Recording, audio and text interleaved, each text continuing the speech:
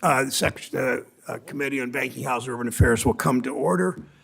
Secretary Yellen, who has been flexible in this schedule, and we had to change the time from yesterday to today, and then she has to leave at 11:30. We're going to respect that. I will enforce the 5-minute rule on myself and everybody else. Thank you for understanding, all of you. For a long time, it's been clear what gets rewarded on Wall Street. Bigger risks mean bigger profits. Bigger profits mean more stock options. Bigger profits mean fatter bonuses. And then we end up with a Wall Street culture that glorifies seeing just how much they can get away with. Executives know that when big bets pay off, they get to cash out. When those bets fail, they don't clean up the mess. Workers and taxpayers and our communities will always. That's what financial fiascos boil down to. Wall Street system encourages bad decisions and leads to an economy of excess for executives in a shrinking middle class. It's how we got East Palestine. It's how we get the CEO of Stellantis making 365 times what the average worker at Daimler Chrysler Stellantis makes. We saw that story play out just 11 months ago. Executives at SVB and the other poorly run banks put profits ahead of basic risk management. Then as the banks imploded, small businesses all over the country worried how they'd make payroll if they could access their deposits. Families asked themselves if their money would be safe. Regulators had to step in. They always do, to protect our economy, while the executives walk away pretty happy. 2008 was the same story, but on a bigger scale. Wall Street took big risks with Americans' money, just like Silicon Valley Bank did. Wall Street figured out it could make even bigger bets by exploiting gaps in our regulatory system, always enticed by huge bonuses. Risk-taking build up in the shadows until it's too late to contain. We know how it turned out. Chaos on Wall Street put 9 million Americans out of work. Millions lost their homes. They lost their wealth to foreclosure. I saw it in my own neighborhood in Cleveland. My zip code 44105 had more foreclosures in the first half of 2007 than any zip code in the United States of America. A mess that started in New York boardrooms with big, barely supervised Wall Street companies spread to neighborhoods around the country, swallowing up American jobs and homes and livelihoods.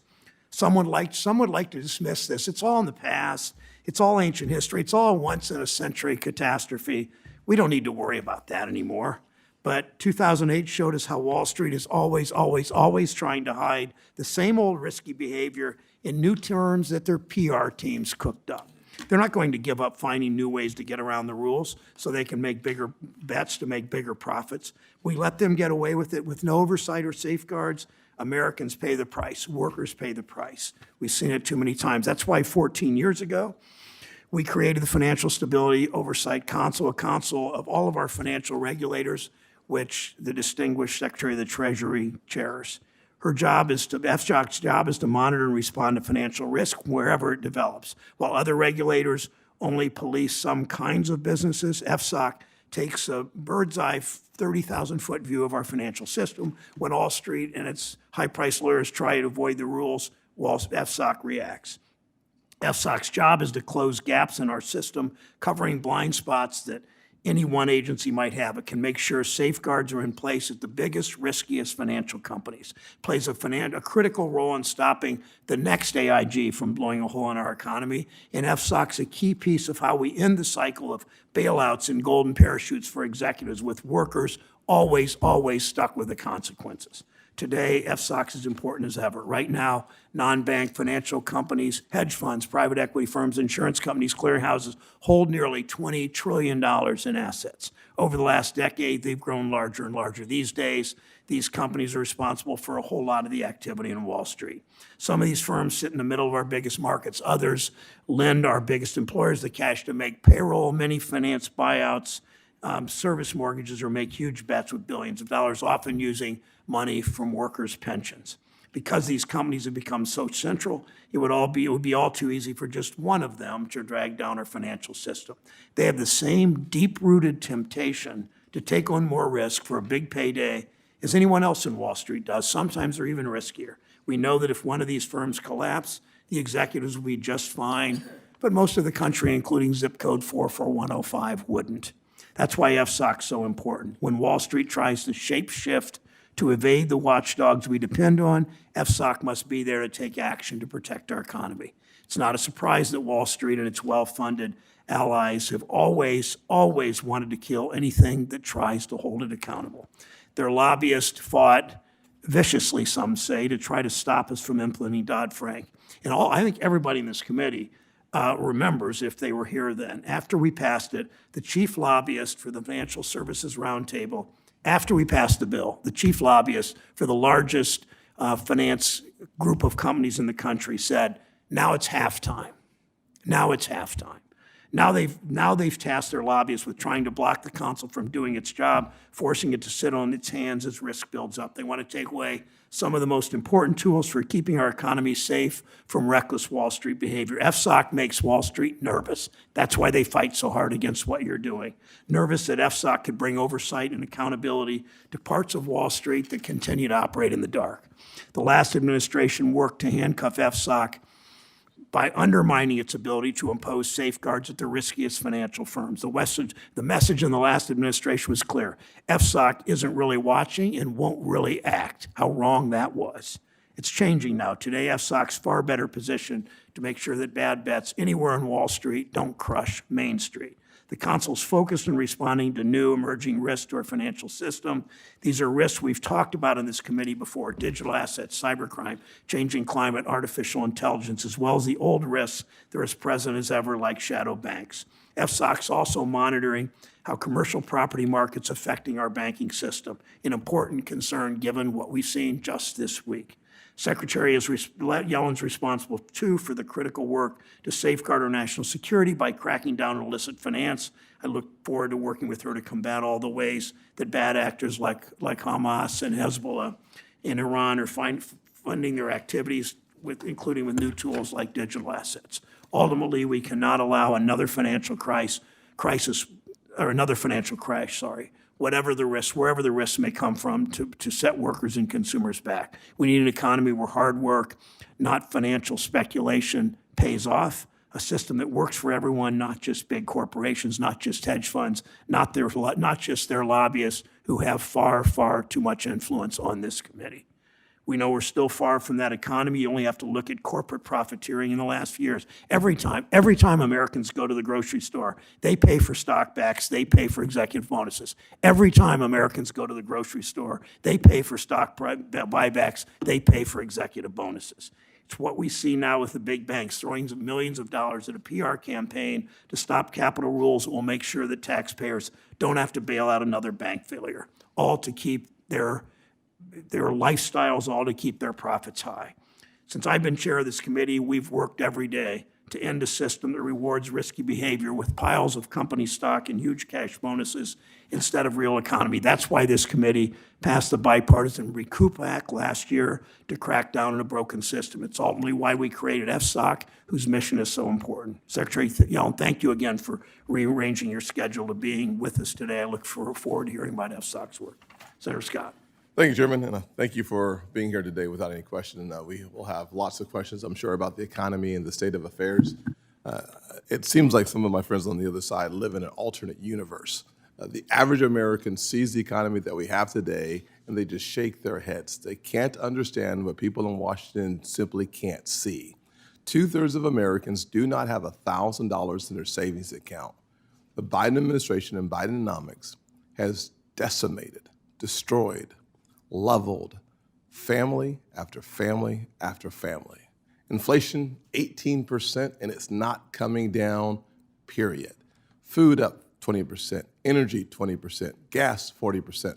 When you're raised in a family like I was raised in, a single-parent household mired in poverty, it is not a problem, it is a crisis. Crisis brought to us by the Biden administration and people who philosophically believe that a bigger government somehow leads to more success, that taking their money out of their paychecks so that people here can figure out how to spend it better than they can is somehow going to lead to a better future for their kids. That's what we call in South Carolina hogwash.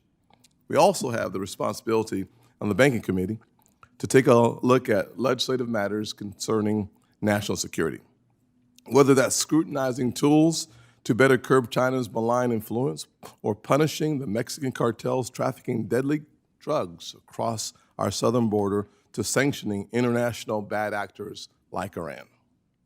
I wish you were here 4 months ago as I requested you to be here after the devastating attacks that Hamas leveled on Israel on October the 7th. I'm ashamed to know that this administration and your department continue to release billions of dollars to Iran, helping them fuel and fund their terror proxies.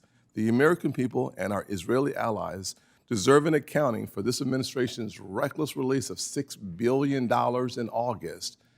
And then after October the 7th, another $10 billion in November, not to mention the relaxing of the sanctions that allowed hundreds of billions of dollars to flow because of the oil revenue. That's devastating.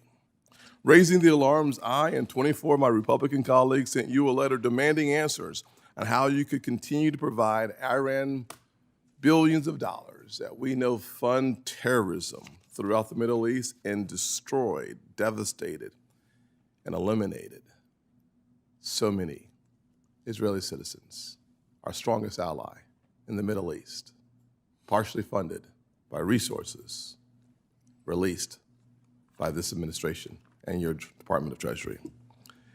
I have not seen a sense of urgency. I have not seen accountability, and we find that frustrating. Just look at what's happened around the globe.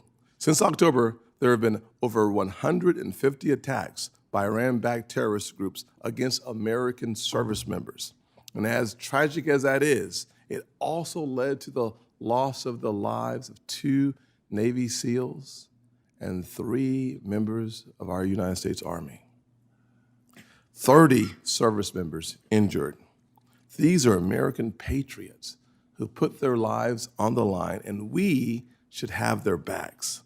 And right now, no one fears U.S. deterrence because there is no U.S. deterrence to fear. And that lack of deterrence certainly encompasses the Treasury's role in allowing funds to be released to known terrorist-supporting regimes. The Biden administration's policies have shifted America from a position of strength on the world stage to a position of weakness for all to see.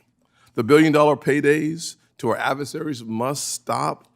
It's time to defend American service members and American interests abroad. And this starts with ending any payments, any relaxation on sanctions to Iran. But defending America isn't just about looking overseas. It's also about here at home.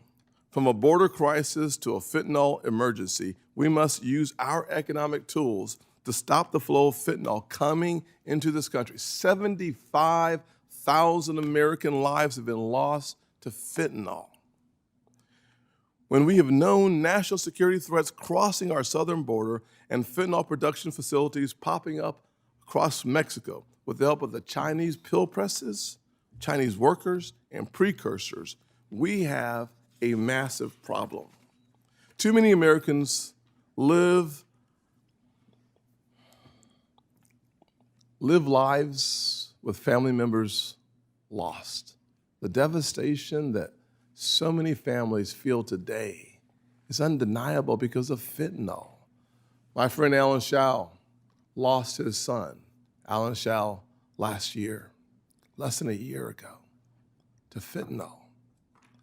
We can do so much more, and there's so little action to stop what we know is a killer across our southern border. I look forward to hearing your thoughts on how we end this crisis and how we end this crisis now. Time after time, we see this administration placing partisan issues above the American people. The results of Bidenomics, as I said earlier, it's devastating.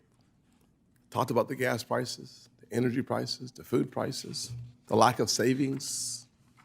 We have to ask ourselves, how can American families achieve the American dream when so many of them have so little money in their savings account? How can an average millennial afford to become a first-time home buyer when interest rates are so high? Because inflation is not transitory, it's permanent. Brought to us by the Biden administration. We should not do what we've seen done on the global stage from you and this administration. focus more on leading the European countries or helping the European countries devastate American businesses through climate policies. Go to China and spend more time talking about climate policy than we do IP theft. I know this sounds like a lot, but you've been given an awesome responsibility to improve the economy, protect Americans, and lead us to a better future. Instead of that, we've seen proposals that allow for this government to spy on Americans' accounts with as little as $600 of transactions. I'll end with this. Under your jurisdiction is the Financial Crimes Enforcement Network, or FinCEN. And we have seen and heard of abuses from FinCEN, using their power to track Americans for shopping at sporting goods stores, purchasing Bibles, and making transactions with political keywords. In fact, I sent a letter to you just a few weeks ago, specifically asking about these allegations, that the Treasury Department should provide materials to have been providing materials to financial institutions, instructing them to search Americans' financial transactions using terminology that reveal political interest. I would love to hear a response to that. If true, this is a gross abuse of power. FinCEN was created to stop money laundering and not to spy on Americans. It was not created for political motivation. So I conclude with this. America deserves better than what the Biden administration and the Department of Treasury has delivered to them. Senator Scott, Janet, Secretary Yellen, Secretary of the Treasury, please proceed. Thank you for joining this committee again. Thank you. Good morning. Chairman Brown, Ranking Member Scott, and members of the committee, thank you for inviting me to testify. Over the past 3 years, the Biden administration has driven an historic recovery. GDP growth is strong, and inflation has declined significantly. We've also achieved a healthy labor market. The prime age labor force participation rate is up by over 2 percentage points from January 2021. The unemployment rate remains below 4%, continuing the longest streak in 50 years. Real wages have increased. Household median wealth has too, by 37% between 2019 and 2022. That's the largest 3-year increase on record. Families are now putting their additional income and accumulated savings back into the economy. Our continued economic strength depends on a solid and resilient U.S. financial system. Throughout 2023, the Financial Stability Oversight Council monitored a wide range of risks, including risks stemming from commercial and residential real estate sectors and from global geopolitical conflicts and technological developments.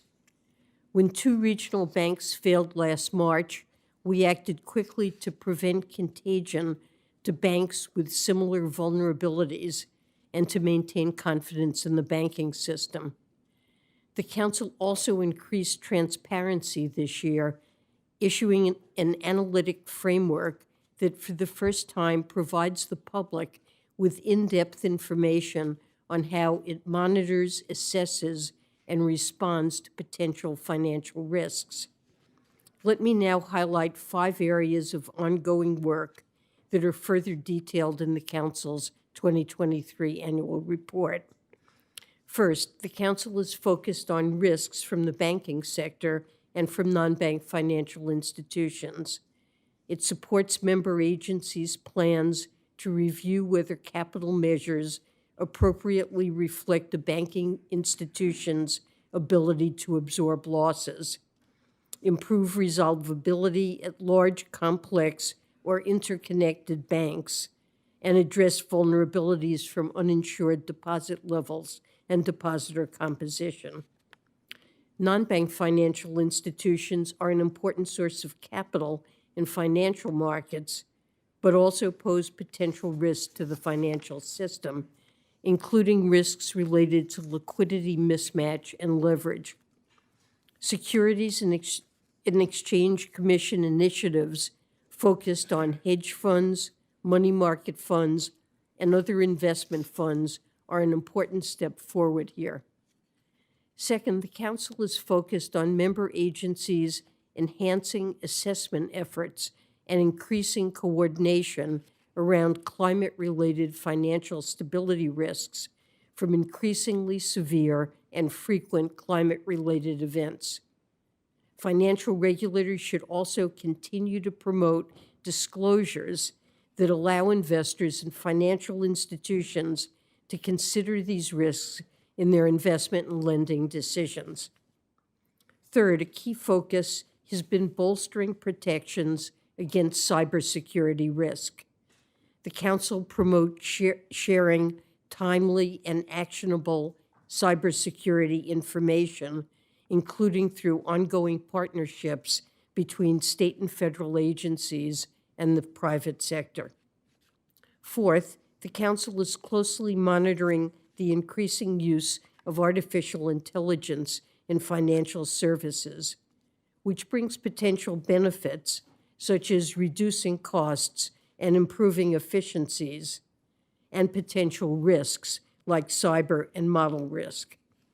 Financial institutions, regulators, and market participants should continue deepening their expertise and monitoring capacity in this area.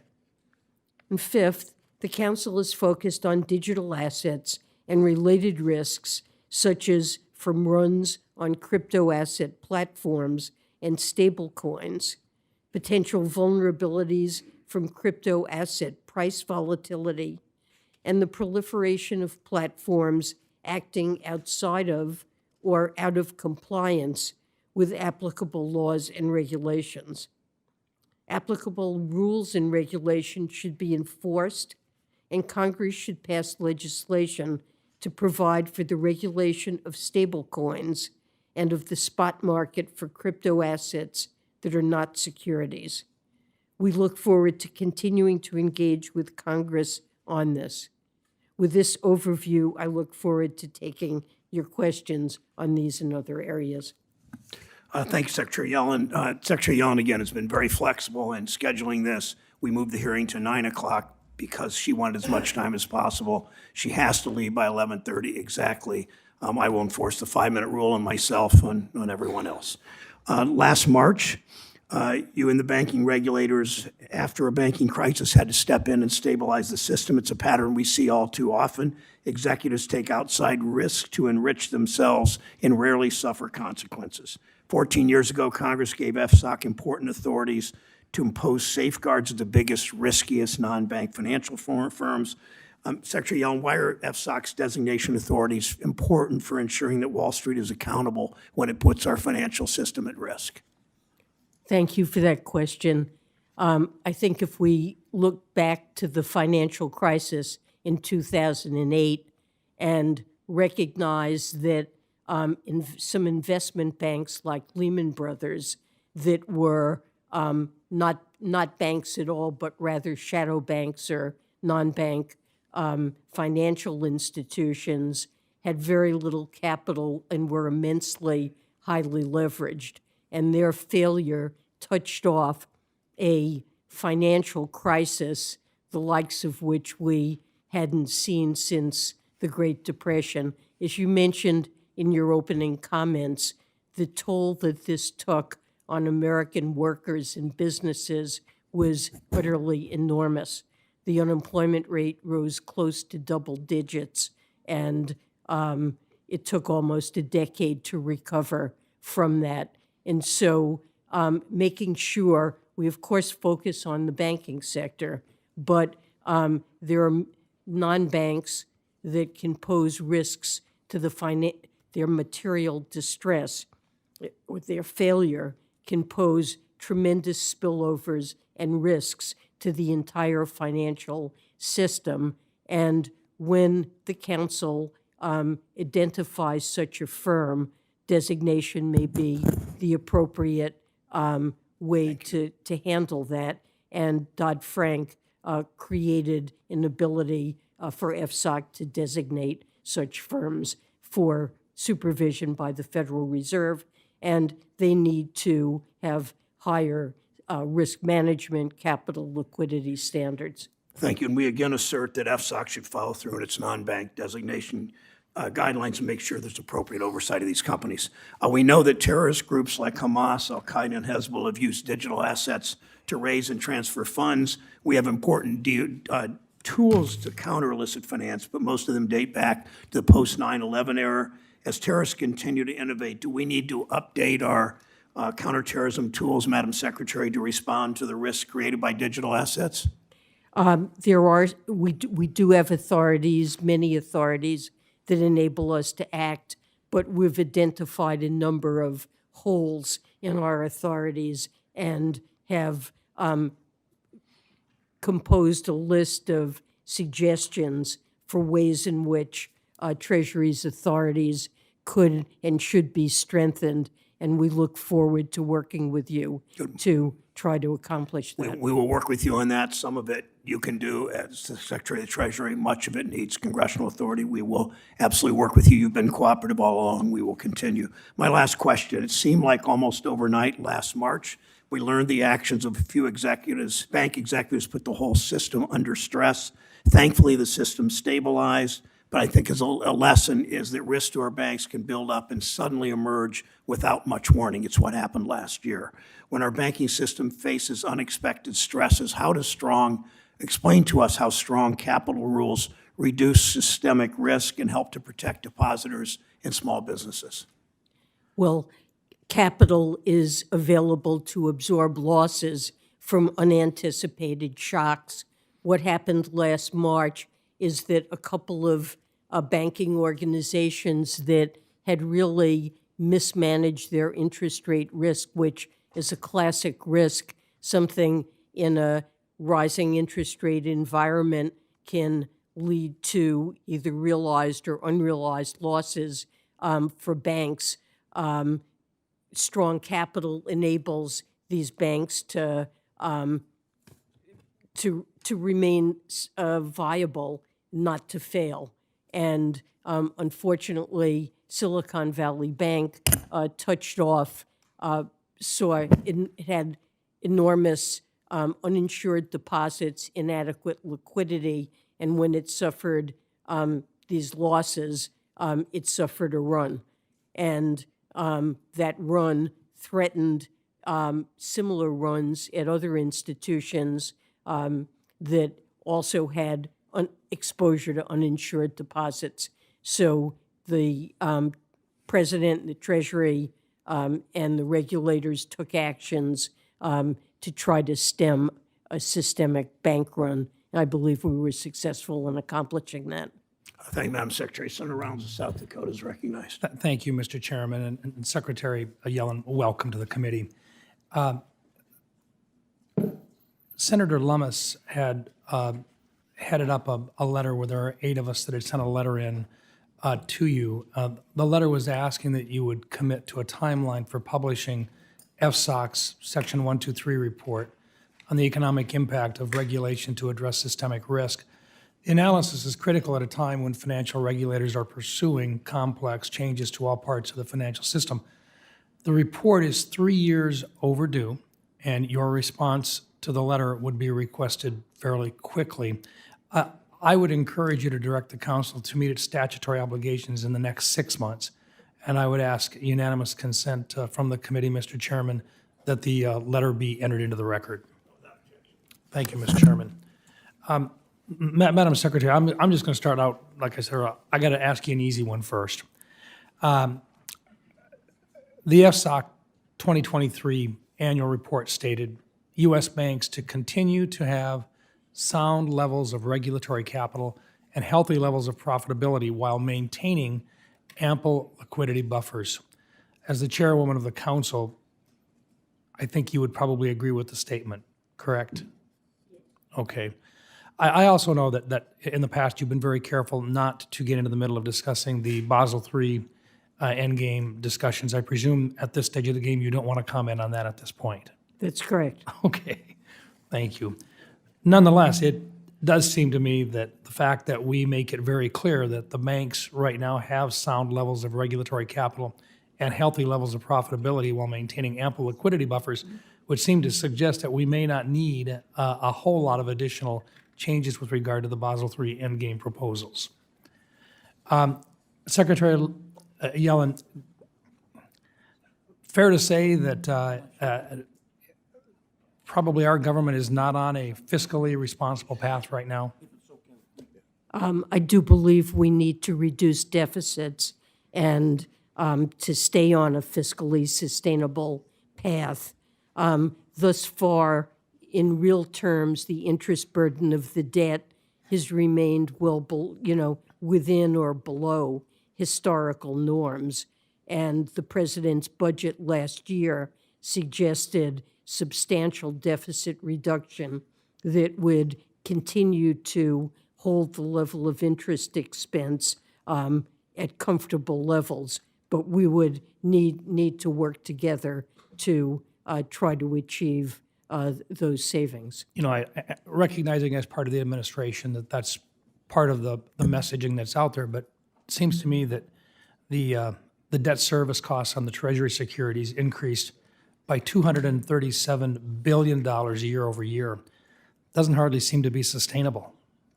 Well, short-term interest rates have risen considerably as the Fed has tightened monetary policy. The expectations of, and actually long-term rates have risen too, but by somewhat less. The expectations of most forecasters and of CBO's recent analysis suggested that while interest rates are expected to be above the very low levels that they were at prior to the financial crisis, they are expected to decline somewhat. I'd like to explore that just a little bit. My understanding is that to accommodate for the rising cost of servicing our debt, the Treasury Department announced last week another increase of its longer-dated debt auctions. If we don't course correct, the federal deficit may very well reach a point where no one's willing to take on our government-issued debt. Is that a possibility? It could, in an extreme case, be a possibility. I see no sign of that now. Our debt is highly valued, is the soundest and most liquid asset, not only for Americans, but around the world. But of course, we need to stay on a fiscally sustainable path. But no, also if the Treasury auctions are such that perhaps there is less interest in that debt, would the Fed have to restart quantitative easing to accommodate it? And would you expect quantitative easing to be a part of the plans in the near future, in the next 2 years? Well, I'm not going to comment on what the Fed will or should do. I would simply say, as you know, the Fed's responsibility is to maintain full employment and to hold inflation down.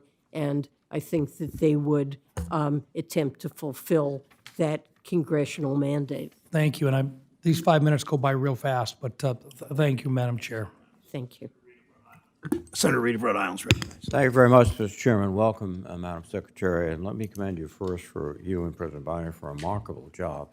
Unemployment is now 3.7%.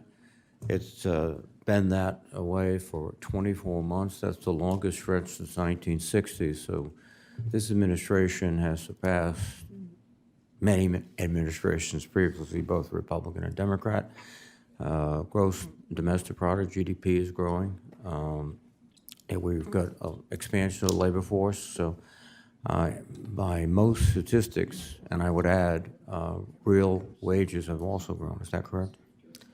So, and we're seeing particularly the growth of real wages in minority communities, which frequently are the last, if they ever get the benefits of expansion. Yes, it's one of the fairest expansions we've ever seen, with disproportionate gains at the low end. And that is a reflection of the policies that the President Biden has taken along with you, investing in the economy of creating jobs, not simply hoping that it all trickles down from the select few. That is absolutely correct. Well, thank you very much. Let me change topics for a moment here. The Treasury Department released its annual National Money Laundering Risk Assessment for 2024, and the assessment notes that investment advisors to private funds, such as hedge funds and private equity funds, pose the highest risk of money laundering because they are exempt from AML, the anti-money laundering regulations. Can you describe the assessment, and does this represent a danger to the United States? Well, I believe it does represent a danger to our financial system, and it creates holes that facilitate illicit financial activities. Investment advisors have never been subject to comprehensive industry-wide AML CFT regulations. And at this point, there is a kind of patchwork where some investment advisors implement some measures. Some of them are duly registered as broker-dealers or part of financial holding companies. But there are holes in this system which allow illegitimate or illicit investors to shop around for an investment advisor who doesn't inquire into their source of wealth. And Treasury is planning to issue a proposed rule that would apply AML CFT requirements to investment advisors. So essentially, it appears that some of these advisors who aren't subject to regulation are taking the money of Russians, Chinese, et cetera, and moving it through hedge funds and essentially washing it here in the United States. That's absolutely correct, and we have identified instances where investment advisors have worked with sanctioned individuals, corrupt officials, tax evaders, and criminals. And this is really a risk to us and to the globe we need to address. Now, let me again switch gears. One of the issues I think we all face in our, particularly metropolitan areas, is the falling demand for commercial real estate, which puts pressure on the banks that have lended to the developers, which puts pressures on the developers. Is the FSOC looking at this in a comprehensive way and impact on both the real estate sector and also the banking sector? We have been looking at it in a comprehensive way and working with the bank supervisors to understand exposures. I believe we have discussed at almost all of our FSOC meetings this year, commercial real estate, and gotten reports and done our own analysis. And you're right that particularly for office buildings in metropolitan areas, vacancy rates have gone way up, especially for other than Class A buildings. And of course, interest rates are substantially higher, valuations are falling, and so it's obvious that there's going to be stress and losses that are associated with this. The banking supervisors are working with their banks to manage this risk, to identify it. I believe, this will not end up, I hope and believe it will not end up being a systemic risk to the banking system. The exposure of the largest banks is quite low, but there may be smaller banks that are stressed by these developments. Thank you, Madam Secretary, very, very much. Thanks, Senator Reed. Senator Kennedy of Louisiana is recognized. Madam Secretary, I've watched you for years, even before I came to Washington. And Oh, excuse me, Bob. It's okay. when I have time, I do. I enjoy reading your speeches. I think you're what cool looks like. You're a good sport to go out every day and try to defend Bidenomics. It's like trying to defend a fungal infection. Bidenomics is really just paying more to live worse, isn't it? I certainly wouldn't agree with that characterization. Bidenomics first tried to address the pain that households were experiencing because of the pandemic and to help them survive it. Small businesses, households, people who had lost their jobs, to prevent the kind of scarring we saw after the financial crisis. And as the economy began to recover, and we quickly, of all advanced countries that experienced the pandemic, no country has done better than the United States in quickly having a labor market recovery, resuming growth, and we have the largest real wage increases of any advanced country. And then medium term, Bidenomics is focused on helping middle-class families lead better lives, address the problems that they have, create jobs Could in interrupt you, areas. Madam Secretary, because I've only got 5 minutes. Good try. These high prices are here to stay, aren't they? Let me amend that, Madam Secretary. These high prices caused by Bidenomics are here to stay, aren't they? Well, the high prices were not caused by Bidenomics. We suffered a pandemic that resulted in severe dislocations. Yes, ma'am, but if I could ask you, they're here to stay, aren't they? I don't expect the level of prices to go down, but the rate of So inflation, they're here to stay. well, some prices will be higher than they were before the pandemic and will stay higher, but wages have risen considerably, and the pace of price increases has now receded. Over the last 6 months, the measure of inflation the Fed focuses on has been running exactly at But if your 2%, wages, if and you don't- wages are going up. you don't get a pay raise, you're screwed. I mean, there's a difference between disinflation and deflation. Y'all talk about disinflation, which I'm happy to have. Disinflation means inflation is going down. It means prices are rising less rapidly than they were. But that's a far cry from deflation, which means the level of these high prices caused by Bidenomics are here to stay. Here's what Jay Powell just said on February 4th. He said, he was asked the question, inflation is one thing, prices are another, and I wonder if there's any reason to believe that people will see the prices of things decline. And here's what Chairman Powell said.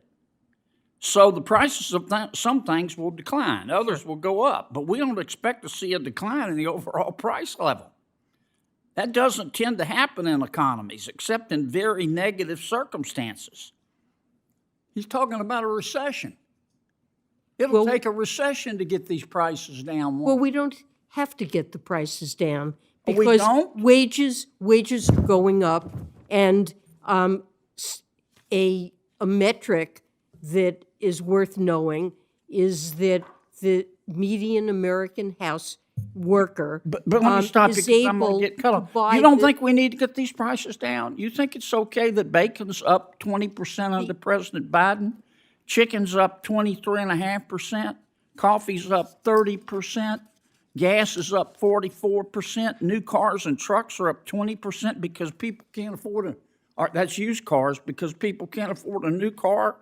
They're up 24% under Bidenomics. You don't think we need to get these prices? wages are also up, and wages are up They're more. not up 24%. They're not Well, up 27%. They're not up 23%. They're not Well, what up I'm 31%. sorry, but what is People are really getting what- good at barely getting by because of Bidenomics. Look, American households have many pressures on their budgets, and President Biden is devoted to doing what we can as an administration, whether it's health care costs, insulin copays, energy costs to getting these prices down and to helping American households afford a decent middle-class life.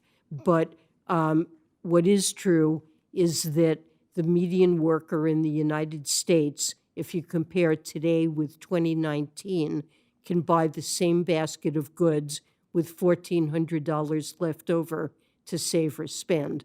So Americans, on average, are better off in spite of the fact that the level of prices is higher. Thank you, Senator Kennedy. Good try, Menendez. Madam. Senator Menendez, New Thank Jersey is recognized. Thank you, Mr. Chairman.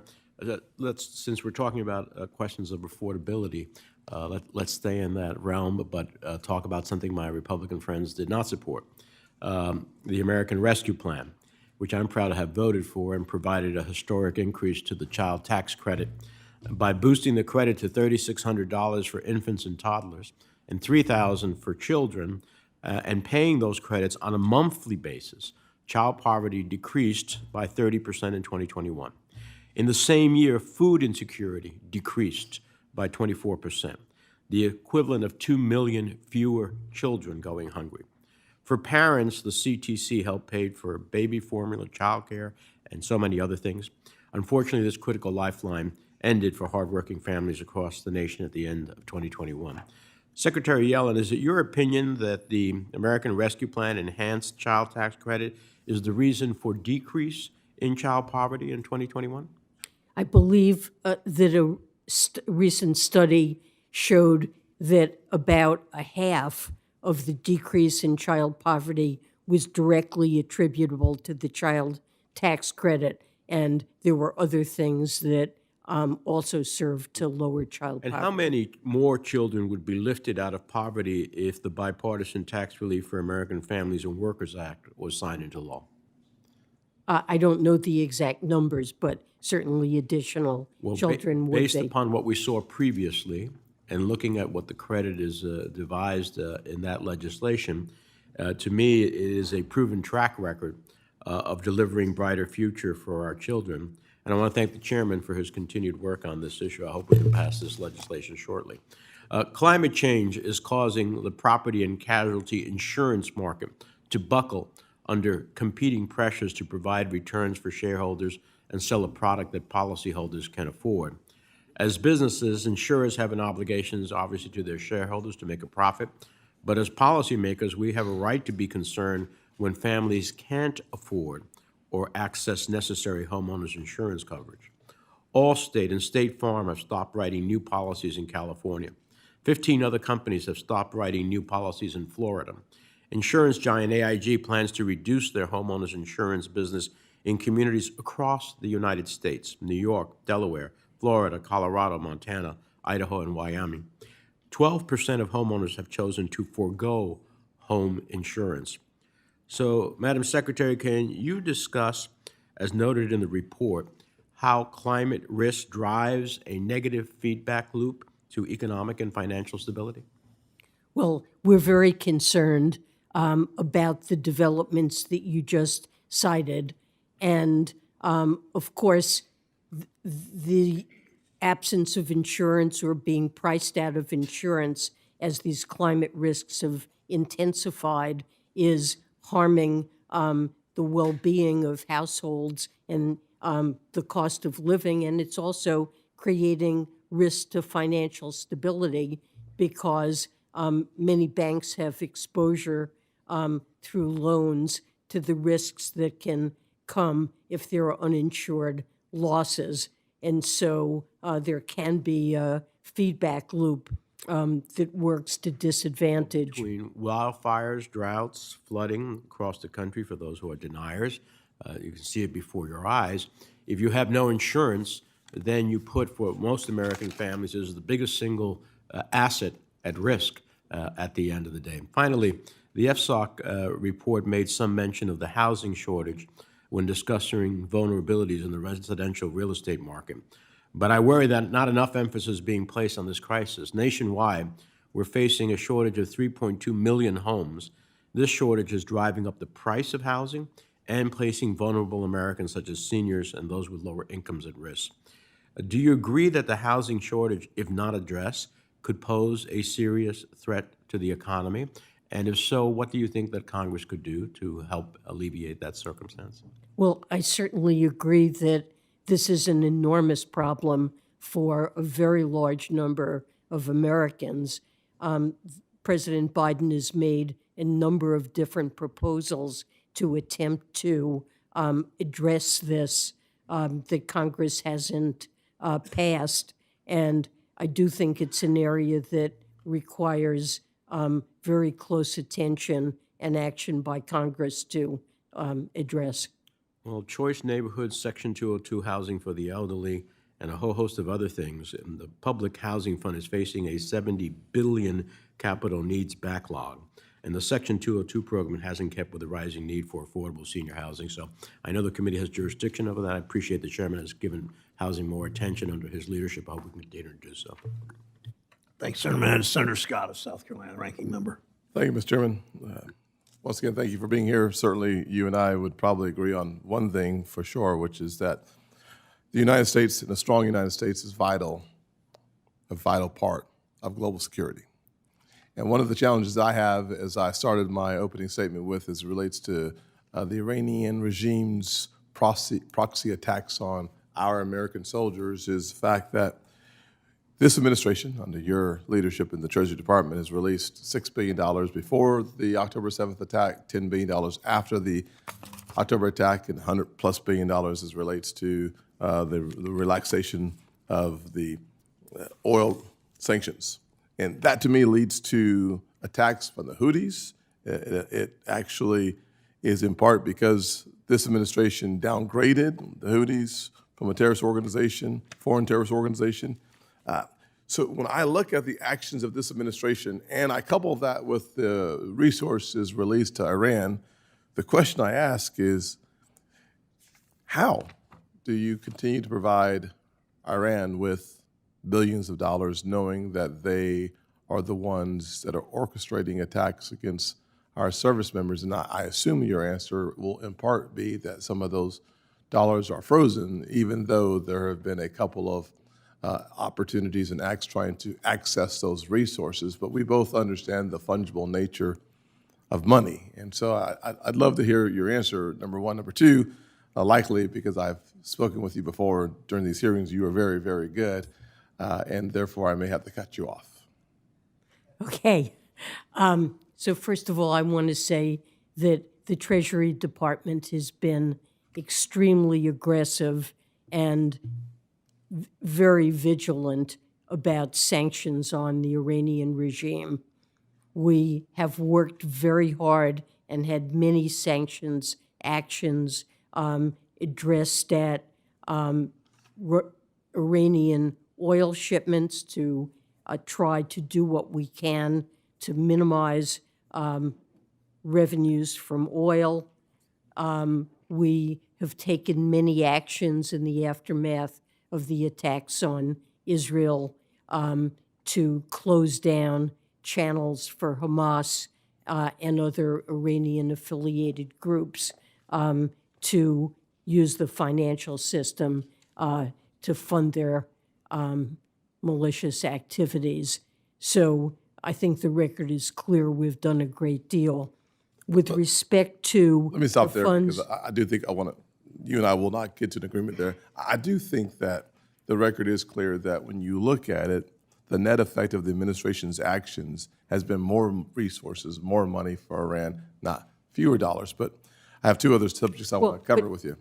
Go right ahead. could I just Certainly. quickly, the $6 billion that you're referring to were Iranian funds that were frozen in Korea. And Yes. we permitted these funds to be transferred to Qatar. They can only, when they were in Korea and now, can only be used for humanitarian purposes.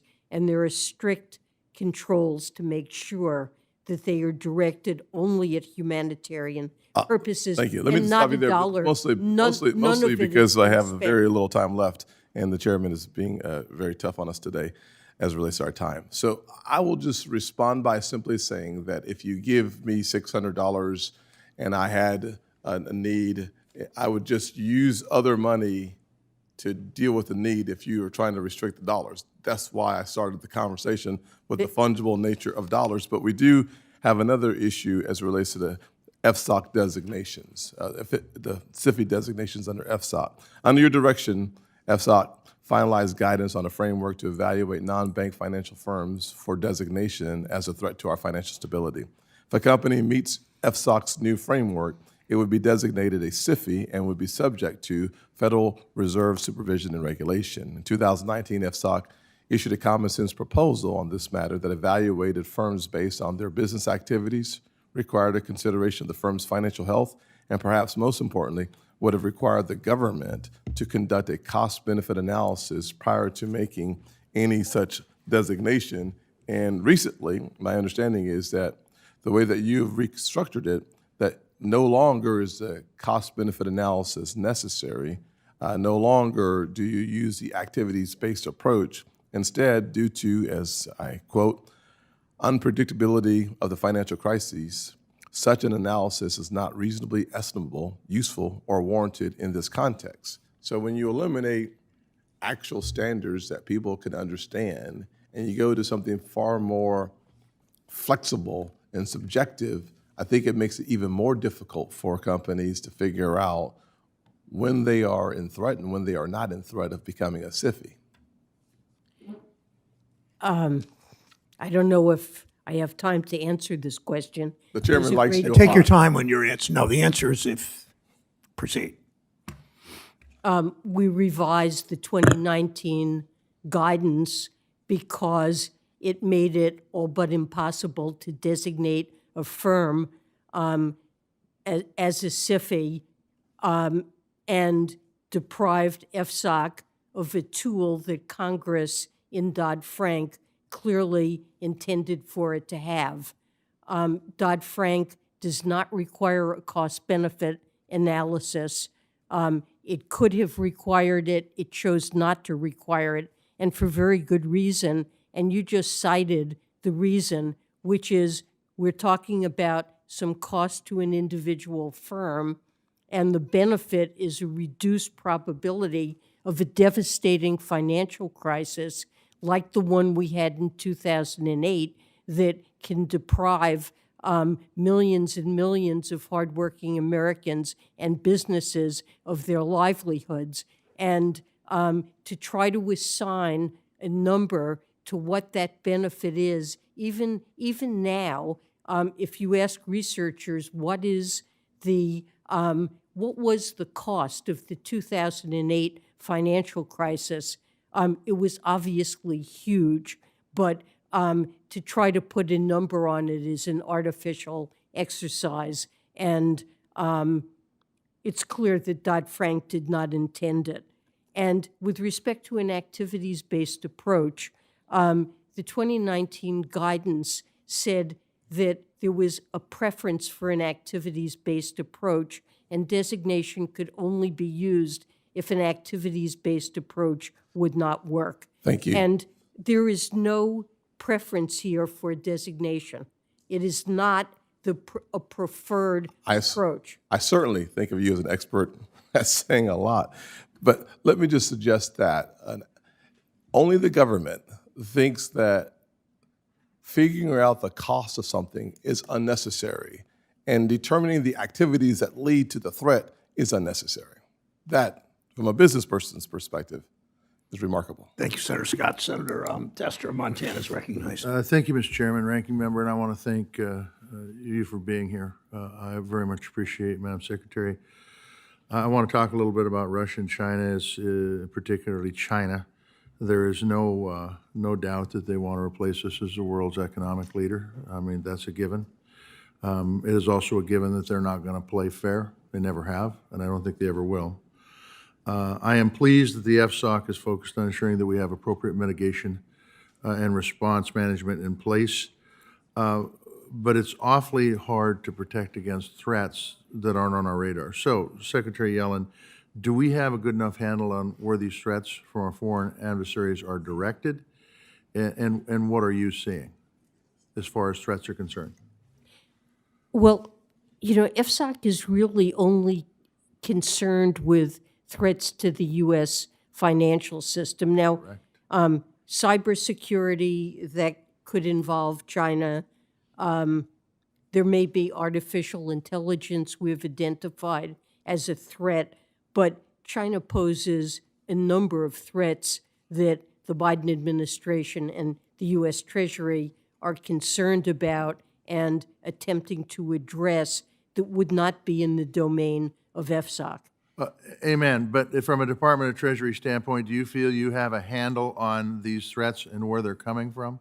Because they continually, as it applies to our financial system, military is another situation, cyber is another situation, but as it applies to our financial system, because if they can undermine it, take away our confidence in it, they've gone a great step towards achieving their goal. Well, we are particularly concerned about cyber threats, ransomware, Yep. and AI. Okay, so let me talk about a different issue that Senator Rounds and I have been working on for a long time, and it is deals with 4 countries. Many of them have been already brought up today: North Korea, Iran, Russia, and China, as it applies to buying foreign farmland. We have a bill. We've asked that CFIUS be really the lead on it, and I just kind of want to get your help on this, because quite frankly, we've got some pushback because CFIUS doesn't think this is in their purview. I personally think agriculture and food is national security, and I think there are dictatorships around the world that use food to control people. I don't want to be in that situation. Otherwise, our democracy will be gone. So the real question is when it comes to buying farmland and agribusiness, does CFIUS have the capacity to be able to analyze and make a determination what's going on? Well, CFIUS, As it applies to farmland and agribusiness.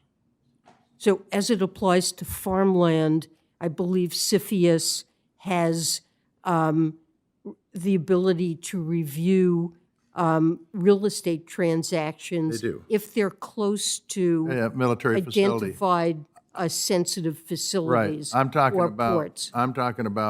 everything in the United States, not just next to military facilities, which, by the way, I don't think has been done very well.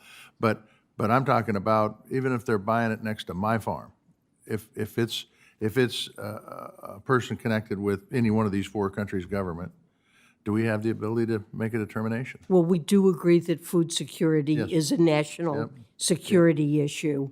And I don't know that we would have the ability, not near Yep. such an installation To be honest with you, you may not. The question is what does Congress need to do to make it so that they have that ability? Because I think this is a serious, serious, serious problem. What do we have to do to make sure they have that ability? Do we have to fund them more? Do we have to put additional mandates on them? What do we have to do to make sure? Because I think they're concerned about, right now, semiconductors mostly, which I got no problem with that. But when it comes to farmland, agribusiness, what do we have to do to make sure that they're paying attention to this?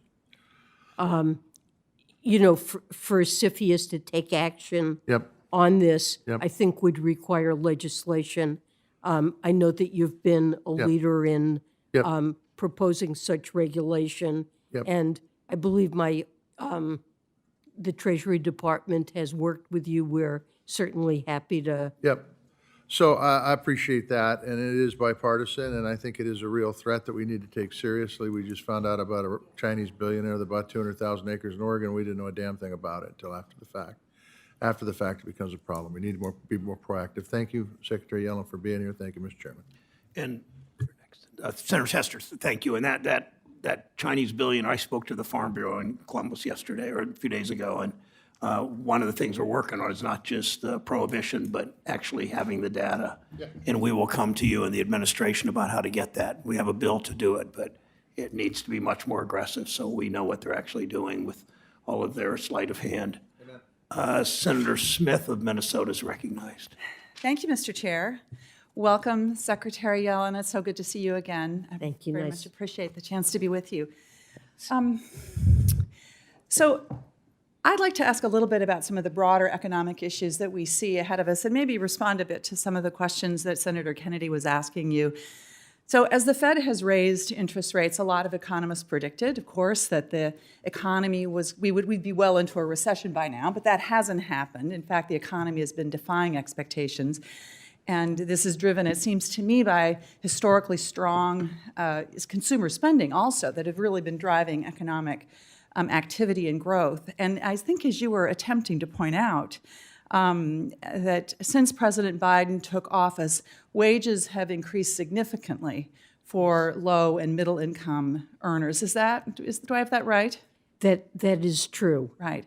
And I think that last year, nearly 60% of workers saw their wages outpace prices, surpassing pre-pandemic levels. Is that right? Yes, that is correct. So actually purchasing power, which is what matters, how much you can buy with the money that you have in your wallet, is up. Is that not true? Yes, it is. It's up. I think the number I mentioned is the median worker could buy the same basket of goods as in 2019 and have $1,400 left over. That's right. And I'm not an economist, though. I did take macroeconomics in college. And when you have price deflation, that is usually, what that means, in fact, is that the economy is shrinking and people are actually much worse off in that circumstance, Of course. Right? That's right. We've had a good, strong labor market and stellar growth. Right. And of course, some would argue that the way that some prices have gone up, including food, for example, if you look at those price increases, and then I'm not asking you to comment on this, I'm just observing, you look at those price increases, and then you look at the massive increase in corporate profits, I would argue that seems to be the driver of prices going up more than some of the more than the investments that the administration and Congress, Democrats in Congress, have made in the American people. But let me get to that, if I may. I'm interested to know what you think have been the impact of those big investments that Senator Kennedy was talking about that I'm really quite proud of. Big investments that we've made in Americans in infrastructure and broadband, in improving veterans' health care, in lowering the cost of prescription drugs, and bringing manufacturing and chips manufacturing back to the United States, for example. So could you talk a bit about what impact that you think has had on the historic recovery in our economy? So I think the legislation, there's really a trifecta of legislation Congress passed. The infrastructure bill, the Chips and Semiconductor Act, and also the Inflation Reduction Act. We're seeing an investment boom, and it's creating very good jobs for many Americans in parts of the country that just haven't seen a lot of opportunity in recent decades. And the work we're doing shows that a disproportionate amount, both of the infrastructure spending and the investments we're seeing that have been announced because of the IRA, are going to parts of the country where income is below average and infrastructure needs are greatest. So it's spurring job creation, and the benefits are being very widely shared. And in fact, I think you referred to this in your opening testimony. If you look at the performance of the American economy compared to the performance of other economies around the world, we're doing much better. Ours is the best. And we also made significantly more of these sort of broad-based investments in the American people than other economies, other countries did, right? Yes, we have. I think we've made very impressive investments. And if you just look at the Inflation Reduction Act, you see that it is sparking an enormous boom in clean energy across the spectrum, across the United States. Great. Thank you, Mr. Chair. Thank you, Senator Smith. Senator Butler of California is recognized. Thank you, Mr. Chair, and thank you, Madam Secretary, for your incredible service to our country in such a challenging time. I want to commend you and the Biden administration for the sound economic policies that we have in place. In short, what you have said and what I believe the FSOC report illuminates for all of us is that Bidenomics works. And that we have record low unemployment, a robust economic growth, rising wages. To pick up just where Senator Smith left off, I would love to give you the opportunity to say more, to just explain to the American people how these historic investments of the IRA and American Rescue Plan have contributed to the stronger economy and the stronger labor market. Just to give you some time to really delve into that and explain to the American people. Well, one of the things I think that's been holding our economy back is a failure to invest in infrastructure. We used to be rated among the very handful of top countries around the world in terms of quality of our infrastructure, and our rank decreased because we had highly inadequate investment.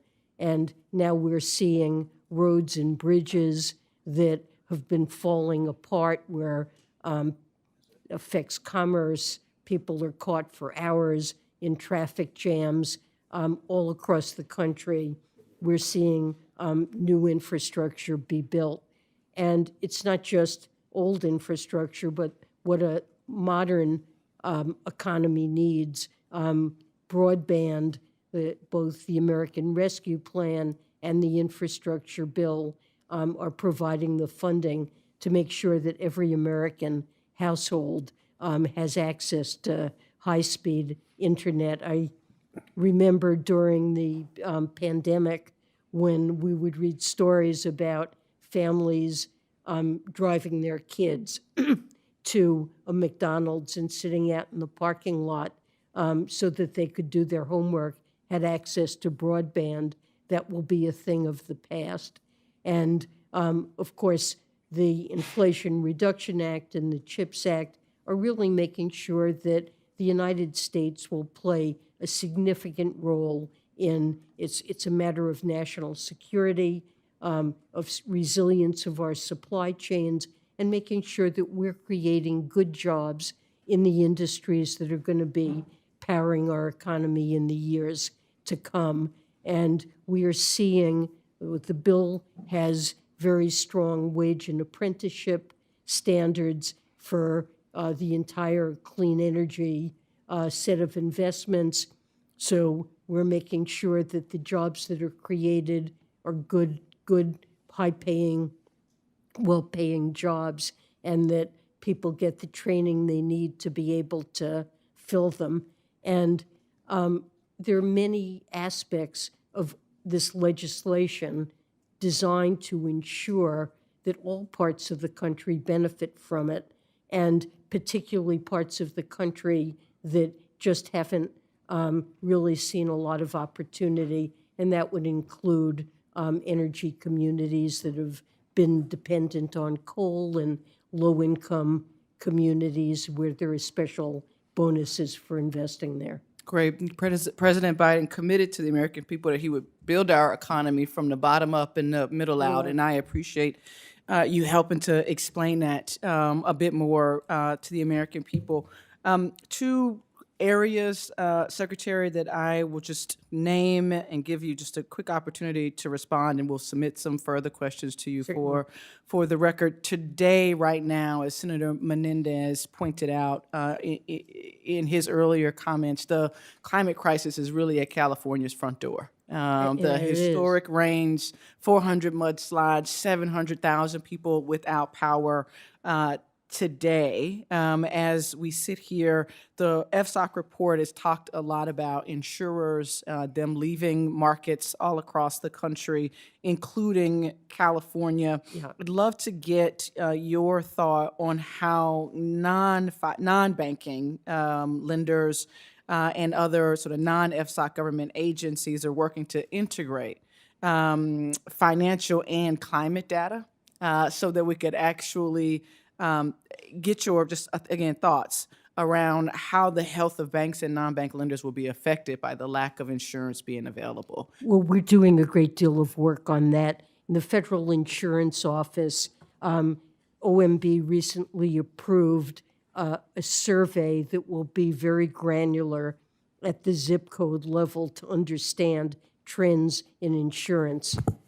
The state insurance regulators, the NAIC, plan also to collect similar data. We're working with them, and what we'll get is a very granular understanding of what's happening to the availability and pricing of insurance.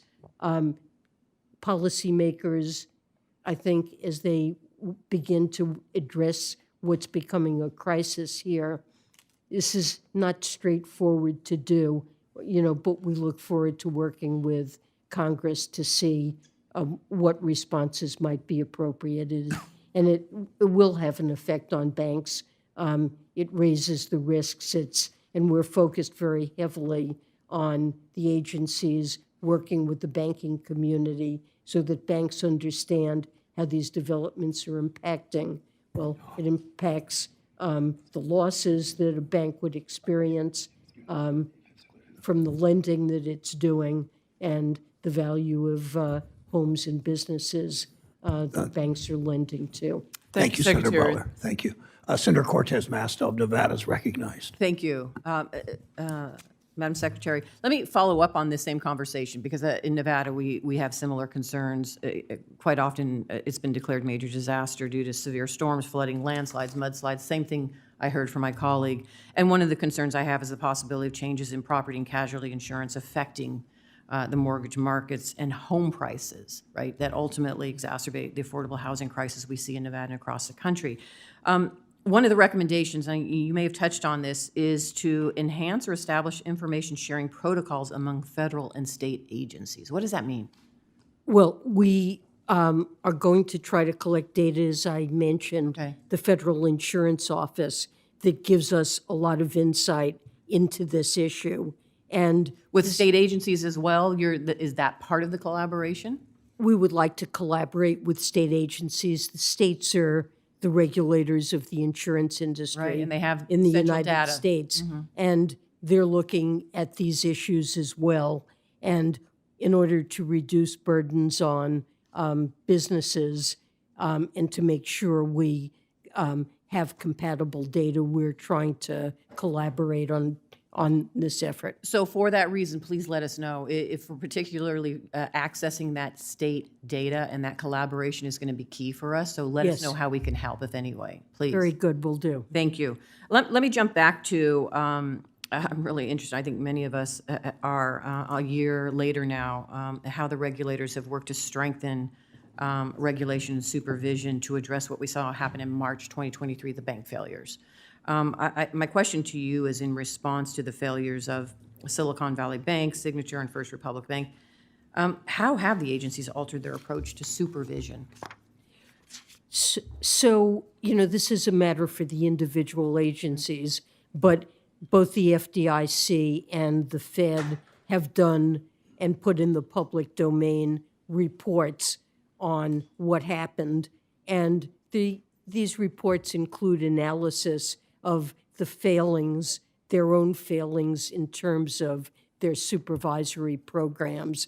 And clearly, as I believe they've testified, strengthening supervision so that they address taking more timely action. For And I example. appreciate that. The question is that happening? In other words, are the bank supervisors, are the supervisors there, are they actually following through on the recommendations that we saw coming out of the FDIC and the Fed? I believe that they are, but FSOC is not attempting to engage in an independent assessment of the agencies. I think calling up those agencies directly and asking them for follow-up is probably I the appreciate best- that. Helps to have best an independent approach. view of it, but I appreciate that. Let me jump to one final thing here. Non-bank mortgage originators and servicers. I see in the data that I'm sure you see as well, they continue to gain market share from banks over the last 10 years. Non-banks originated approximately 70% of single-family mortgages in the first half of 2023. Does this shift away from banks to non-banks pose a financial stability risk due to non-banks' lack of access to deposits for short-term financing. Is this a concern? Is this something that we should be looking into as well? Senator, yes, it is. And FSOC is very focused on that because non-bank mortgage companies lack access to to deposits which banks have.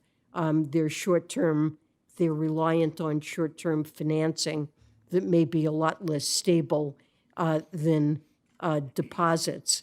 And in stressful times, their credit lines can be pulled.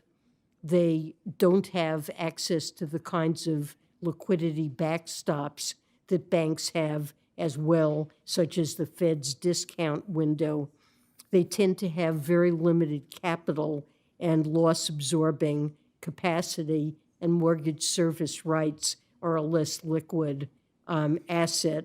So there is concern that in stressful market conditions, we could see the failure of one of these. And as you said, this has become very, very significant in the mortgage market. Thank you. Thank you, Mr. Chair. Thank you, Senator Cortez Masto. Senator Warner from Virginia. Thank you, Mr. Chairman.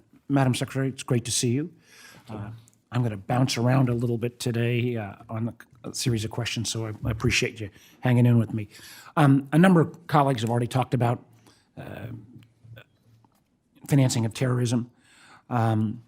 Yesterday, Treasury did issue annual risk assessments for illicit finance in the wake of the horrific Hamas attack.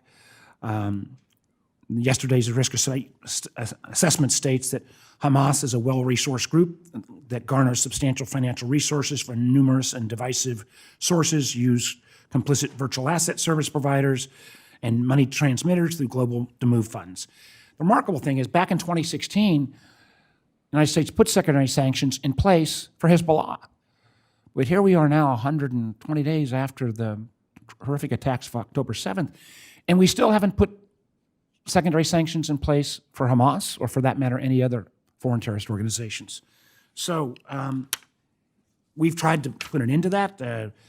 Together with Senator Rounds, Reid, and Romney, I've introduced Senate Bill 3441, the Terrorist Financing Prevention Act, to help address this program. This would make sure that all foreign terrorist organizations would be covered, and it would be able to have them go after not only their secondary banking, but also their ability to use crypto. I really appreciate that Treasury has helped a lot with technical assistance on this piece of legislation, but I want to give you the opportunity now to speak to this issue and whether you think this kind of legislation is needed, because our understanding is, without it, you can't put in place this full bevy of sanctions. I would agree that there are limitations the Treasury faces, and we certainly support the aims of the bill. They would help give us authorities that would enable us to better deal with a very significant threat. I'm going to count that as an endorsement. I'm going to move to another topic, artificial intelligence. FSOC report identifies AI as a major risk for the financial sector. Matter of fact, I've been surprised that we have not seen more use of AI tools on market manipulation already. And I sometimes fear that they may be happening, and they may not be Fortune 100 companies, but Fortune 200 to 500 companies, and we may find that it's happening real time. As somebody that was very involved in Dodd-Frank with the creation of FSOC, I have to say I think its record so far has been a little bit mixed, but boy, oh boy, if there was ever a case to look across all the regulatory entities within the financial sector, a problem like AI, I think would be perfectly suited for FSOC. Again, I've got bipartisan legislation with Senator Kennedy that would have FSOC play that coordinating role on AI, as well as look at some of the issues that already exist in securities law around market manipulation, but increase the penalties if AI tools are being used. So, Madam Secretary, do you agree that this is an area where Congress should move quickly to make sure that we've got a comprehensive approach for both the upside and the downside of AI in the financial sector? I think the administration would welcome a congressional initiative in this area. And FSOC this year identified AI as a vulnerability that could create systemic risk. So we're working very hard to deepen our understanding of the ways in which that could happen and to monitor very rapidly changing developments to be able to define best practices for financial institutions. Again, we've worked closely with your office, but I hope you'll take time to look at Senator Kennedy and I's bill, and I think it's at least a good starting point for giving you the tools, and frankly, us having the guardrails. Last question, something I've raised with particularly our friends over at the Fed. As we think about how we prevent future SVBs, and there's been recent reports even now that one of the banks that took on some of the assets of Signature might be having some challenges, is we might need new regulation, but we ought to use some of the tools that are already out there. Discount window. It has been repeatedly reported that the discount window, a lot of these banks that fell into disrepair didn't even have a process in place. I think we need to go beyond some of the guidance that's been given and actually potentially even make mandatory usage of the discount window so we can make sure that it's easily used. I know people are concerned about any kind of reputational risk, but can you speak to this issue and how we can make sure that banks utilize this tool that's been set up since the beginning of the Fed? Absolutely agree. And inadequate access to liquidity because of a failure by banking institutions to post collateral with the Fed in a timely way. This is something that I think is being reviewed, and it would not surprise me to see new initiatives in this area. It's a critically important matter. Thank you, Madam Secretary. Thank you, Mr. Chairman. Senator Warren of Massachusetts is recognized. Thank you, Mr. Chairman. It's good to see you, Secretary Yellen.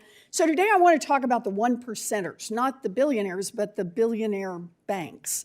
America has more than 4,700 banks, but the ones that have the power to crash our economy and the ones that get government bailouts are not the community banks. No, the ones that pose a threat are the giant banks, the multi-billion-dollar banks. So the Fed has proposed increased capital standards to make these giant banks hold more capital. And it turns out that even among those billion-dollar banks, nearly 90% already hold enough capital. So what we're really talking about here is just a handful of the biggest banks that would have to hold a little more capital. Secretary Yellen, I just want to start by making sure I've got my facts right.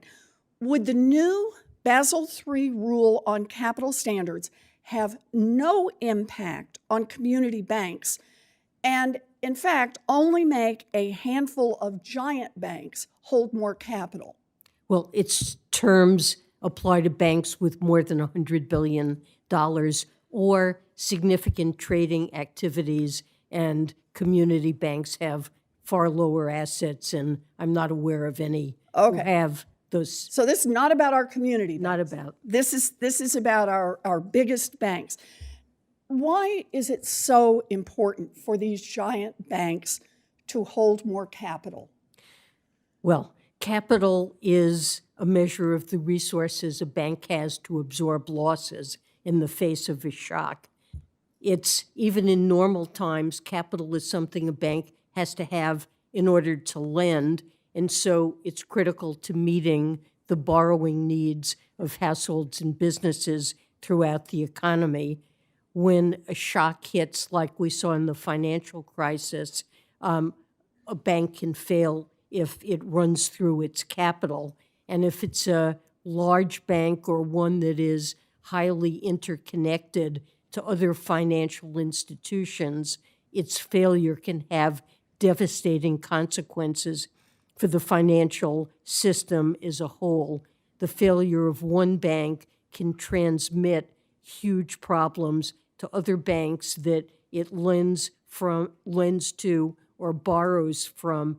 They too can fail, and we can see an event like the 2008 financial crisis. And when you have such a financial crisis, it can cause enormous economic toll. We saw that when we hit near double-digit unemployment when the financial system collapsed. It hits hardworking Americans. It hits businesses that really had nothing to do with any of the activities that caused this. So higher It's capital important. standards are about making the bank safer, but it's about making all of us safer, right, basically, Yes, because it diminishes the odds of a systemic financial of a systemic failure. And that's why it's so important for these big banks. And look at what's happening today. Less than a year after 3 billionaire banks collapsed, another one, New York Community Bank, is now teetering. So we're just trying to make sure that these giant banks don't go broke and come back to the American taxpayer like they have done before to get a bailout. But the big banks like JP Morgan, Bank of America, Citi, and Wells Fargo are fighting back hard against these capital standards. They've spent millions of dollars lobbying. They're even running ads during the NFL playoffs, claiming that if they have to be a little bit safer, it will somehow raise grocery prices for American families. You know, in other words, they want us to believe that big banks are really worried about Americans' grocery bills. Nobody believes that. So the question is, what is this really about? The answer is profits. If giant banks have to hold back just a little more capital, that could bite into their buybacks and their executive compensation. In fact, Morgan Stanley recently said it out loud.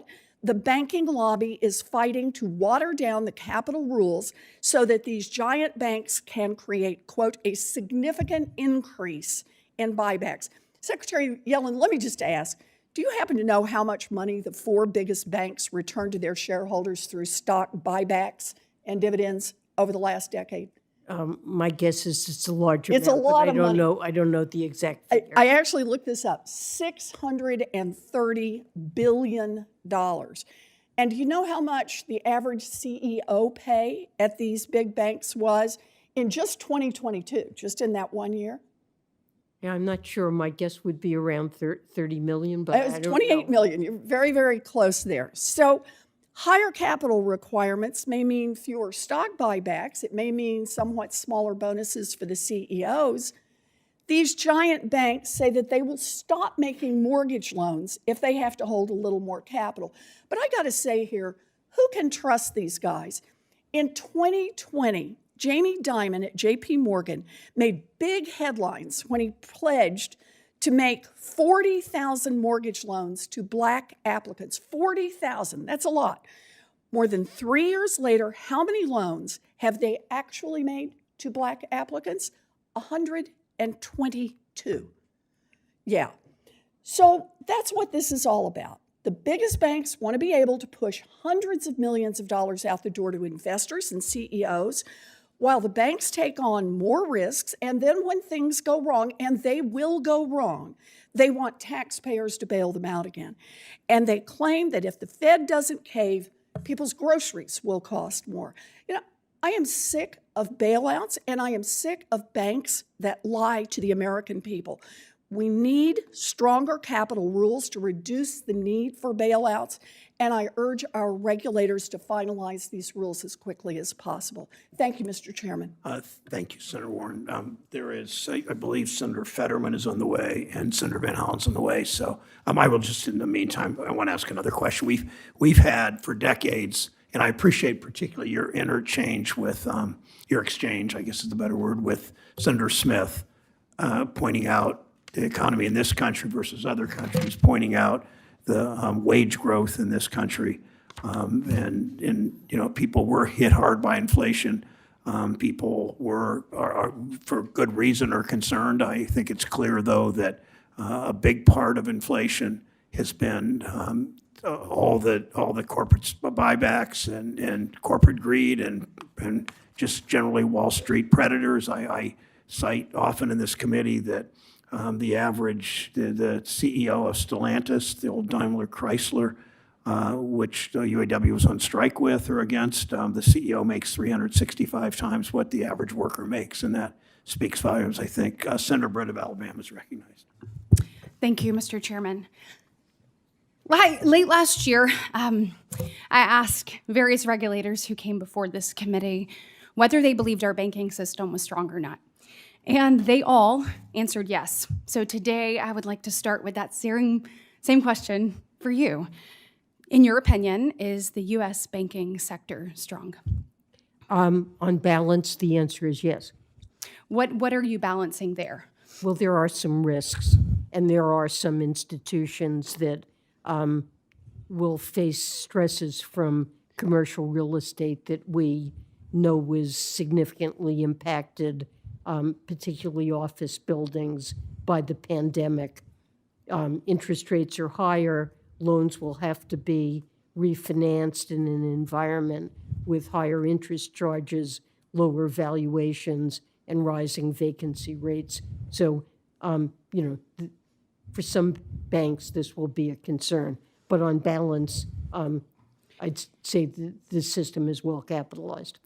So one of the things that we've been looking at, and I want to talk about you leading the council, you're obviously the chair of FSOC and its efforts to monitor the risk and vulnerabilities within our financial system, of which you just named a few. I would certainly hope that part of this and part of what you're evaluating is the potential risk that regulations and rules, new rules coming out, the very own agencies that you oversee, what risk those may pose to our economy. I think these regulations could fundamentally weaken the banking sector. And so just want to talk to you about that. Are you assessing that and the implications of these new regulations or rules and what they will do to the American economy? Well, I think you've raised a very valid issue, but FSOC's charge is to identify vulnerabilities in the financial system and threats that could lead to systemic financial consequences, and not to undertake an evaluation of the cost to the financial sector of actions that regulators have taken. So I don't think we're the right agency to be. I do hope, though, that you're looking at the cumulative impact of all of these things. It seems that everything is moving so fast. We look at where our economy is right now, and I think that somebody needs to take a step back and take a look at how all of these things layer onto each other, what they do, and then what they do to the end user. This is about everyday Americans. This is about people all across the state of Alabama. And so I'm certainly hopeful that there is somebody that is taking a look in a broad way at all of these things and how they work or don't work, more importantly, together. Speaking of risk, I do want to discuss the U.S. sanctions policy. While I appreciate you being here today, I was frustrated that the Treasury Department did not appear before this committee following the October 7th atrocities that we saw occur across the globe. That was no doubt a day where we saw pure evil. And I want to talk to you specifically about our relationship with Iran. It's no secret that Iran is the world's leading state sponsor of terrorism, providing hundreds of millions of dollars to support terrorist organizations like Hamas, Hezbollah, the Houthis, as well as proxies in Syria and Iraq.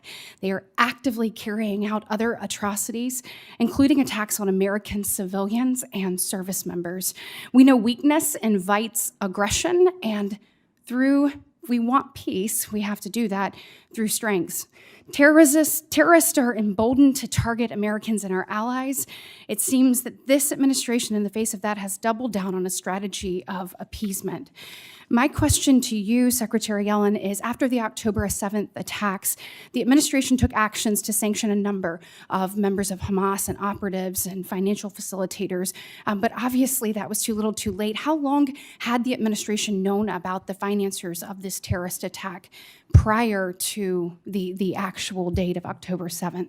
Well, we have been focused on Hamas and other similar organizations and have been taking actions on sanctions before the attacks. We gained a lot more information in the aftermath of the attacks and have taken many more actions. And we've also been cracking down on Iran. with respect to oil shipments, with respect to their petrochemical sector, with respect to steel. And respectfully, my time is up. I would just say it's not working. We have to go back to a pressure of maximum strategy because right now the Middle East is on fire. Iran is having its will, and we have 3 American service members dead. We've got to move in it. We're very focused on it and Senator Fetterman of doing a Pennsylvania is great deal. Senator Fetterman's recognized of Pennsylvania. Thank you, Mr. Chairman. Secretary Yellen, I get to talk to one of the leading experts of the economy here. So now I want to talk about this here.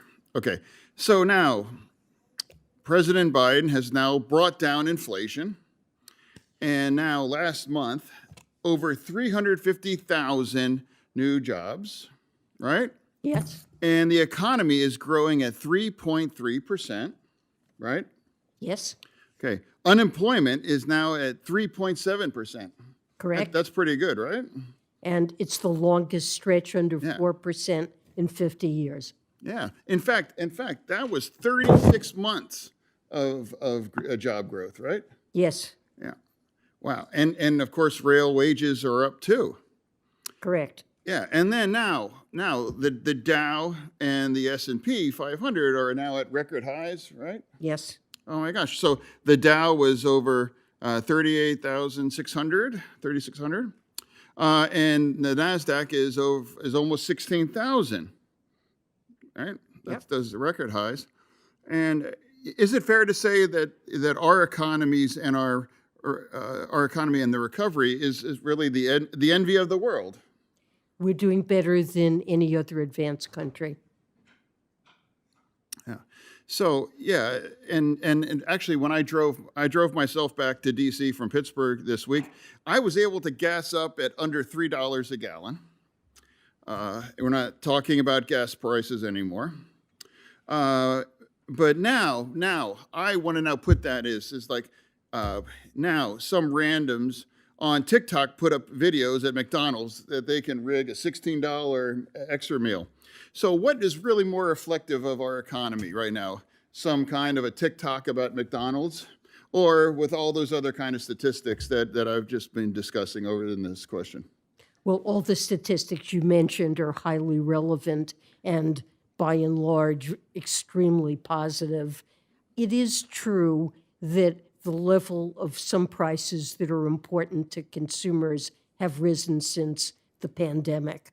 One of those would be rents. Food prices are somewhat higher, new and used vehicles. But wages have also gone up. And now inflation has moderated very substantially. And in fact, by the measure that the Fed pays the most attention to, inflation over the last 6 months has been running at 2% at an annual rate. And wages are now going up substantially more rapidly. 2%? 2%? Is the Fed's target. Oh my gosh, yeah, wow. Yeah. So prices are not rising rapidly anymore. Wages continue to. The number I tend to cite is that the median worker in the United States can buy the same typical basket of goods as in 2019 and have $1,400 left over to spend or save. Yeah, and again, it's remarkable that now people want to talk about some random extra meal at McDonald's for $16, which really is a rigged situation. But now anybody, any fair experts would say that our economy is the envy of the world. And now, what's lost in translation in our national conversation about where we are literally, in our economy versus now some of the other discussions in other parts of the media? Well, I mean, we do see much more positive surveys of consumer sentiment in recent months since inflation has come under control and wages are rising more quickly. When Americans are polled and asked about a recent poll asking them about their own personal financial situation, more than 60% said they felt good, and more than 60% said they thought 2024 would be a better year. Now, sometimes when people are asked about the economy and how other people are doing, they seem more negative on it, but their own assessment of their own situation, as well as their behavior when it comes to spending or starting small businesses. We're seeing really record small business formation, and that's something that only really occurs when people feel confident about the future of the economy. Thanks, Senator Fetterman. Thank you. I did give her a shout out, like, great job, thank you. Anyway, so I'm out. Thank you, Senator. Thank you, Senator.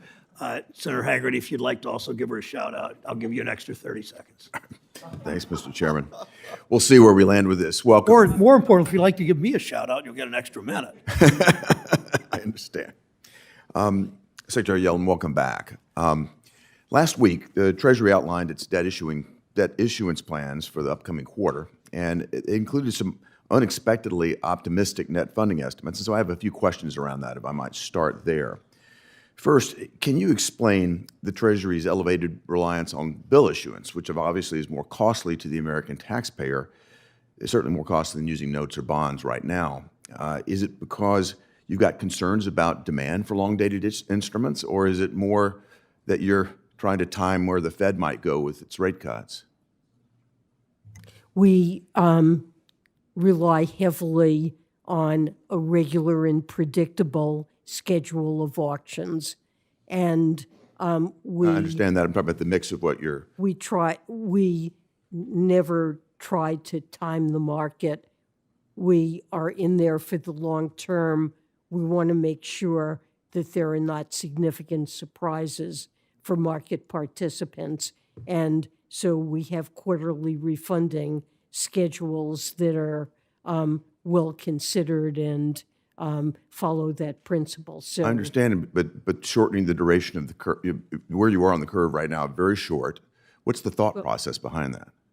Well, we're close to the proportion that has been recommended by the Treasury Borrowing Advisory Committee. Does close to mean you're shorter or longer than the recommendation?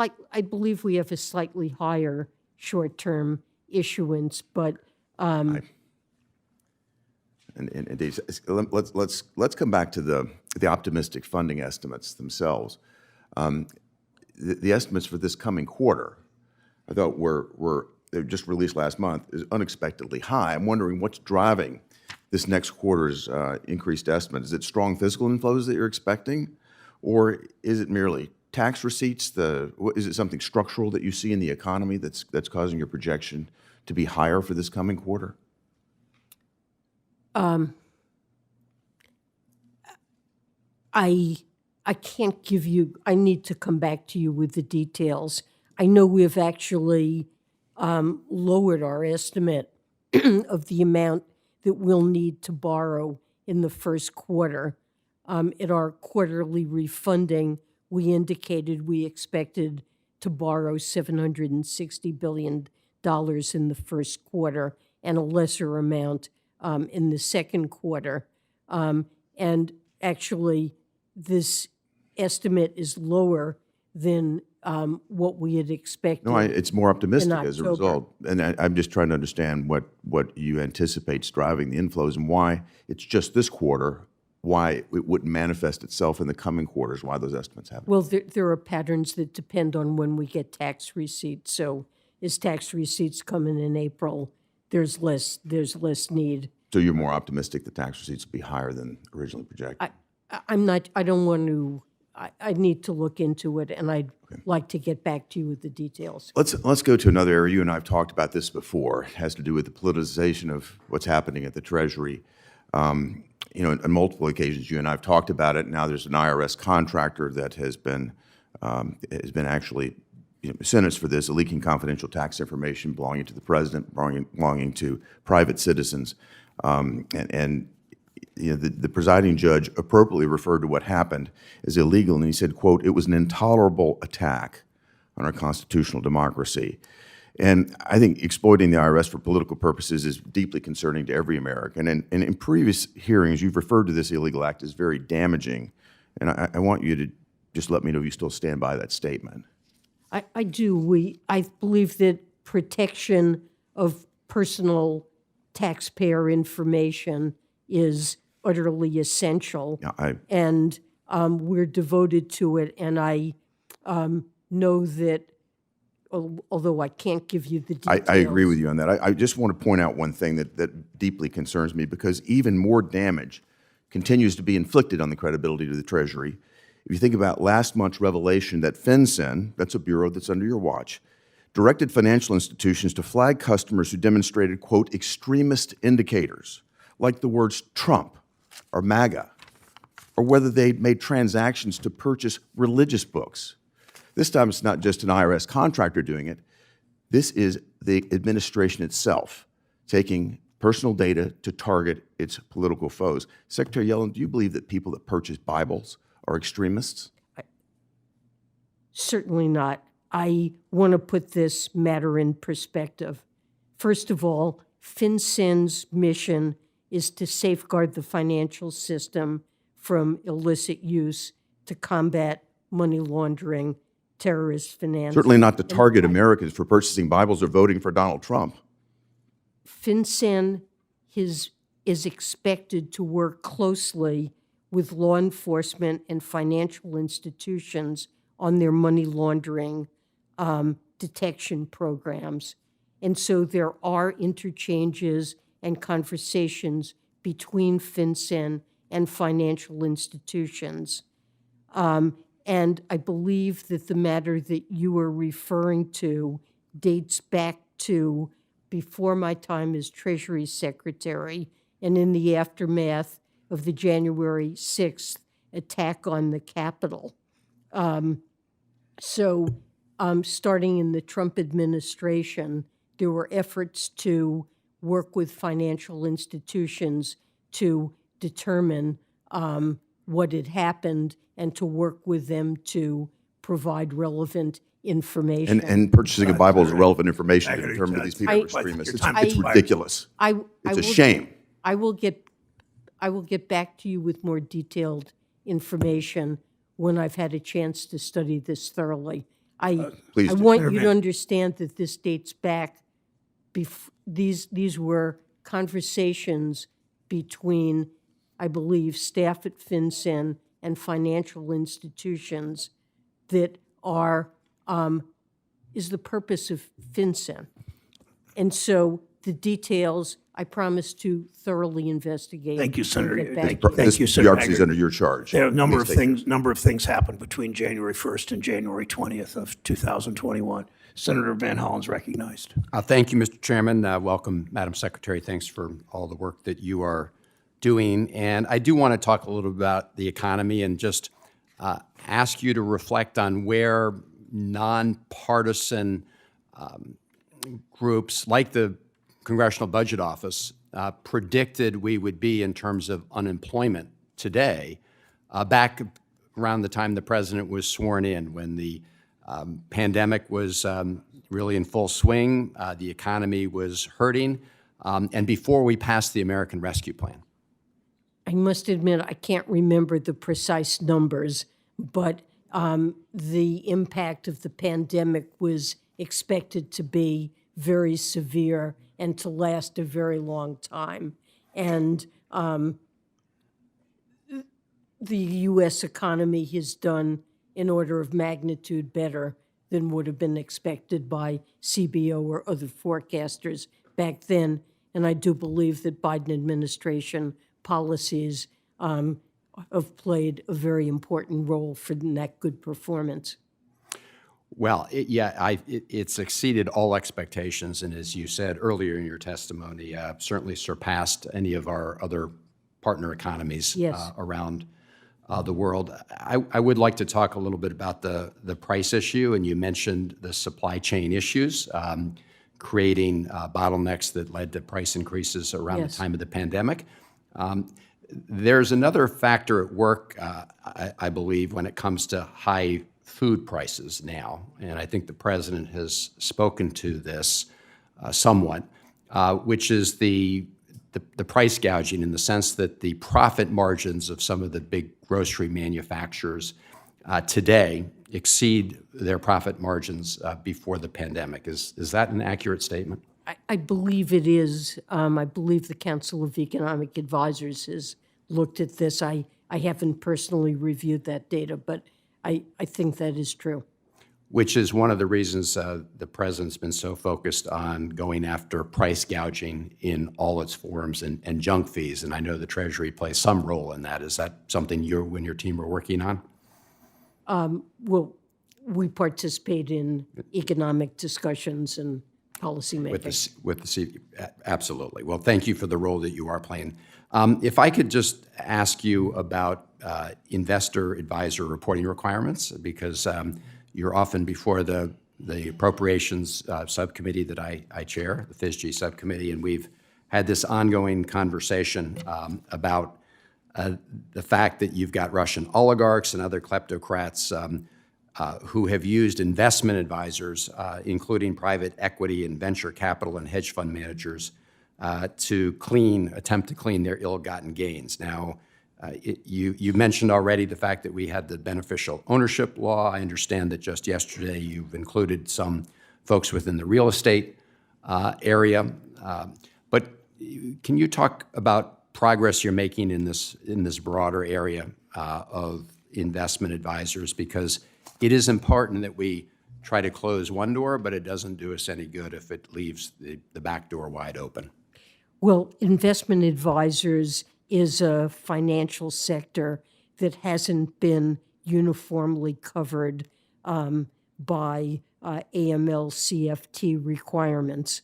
There are some investment advisors who are brokers or may be covered by some rules, but there are certainly investment advisors that are not covered.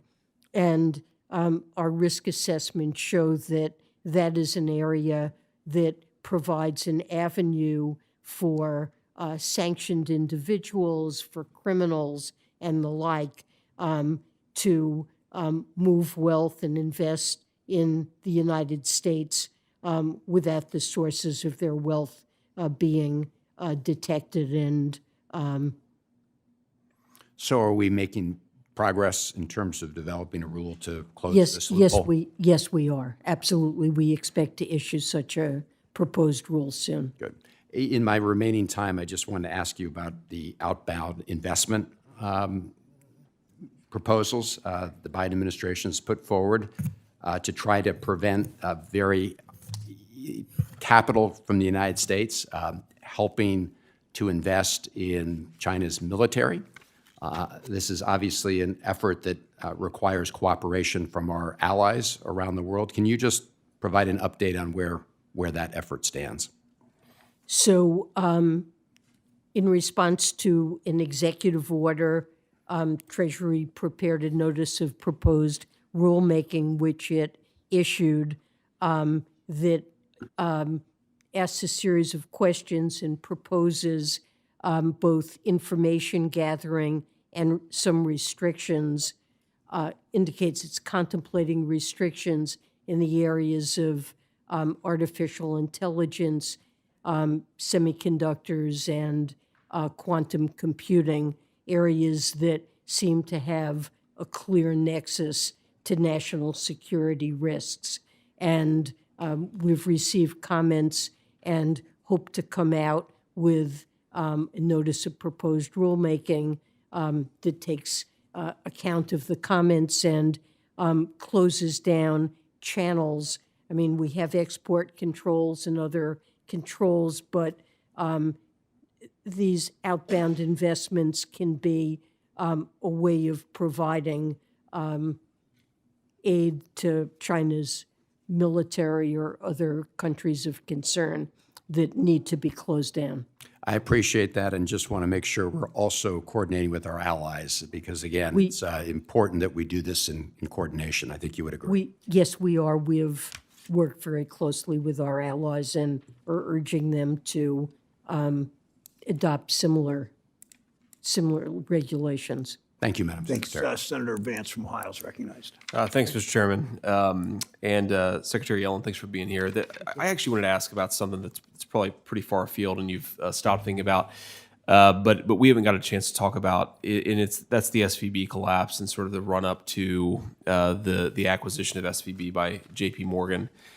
Yeah, I want to sort of start just with a kind of a basic question. So to recap, the systemic risk exception was triggered for the SVB situation, which was clearly pretty dire, pretty significant.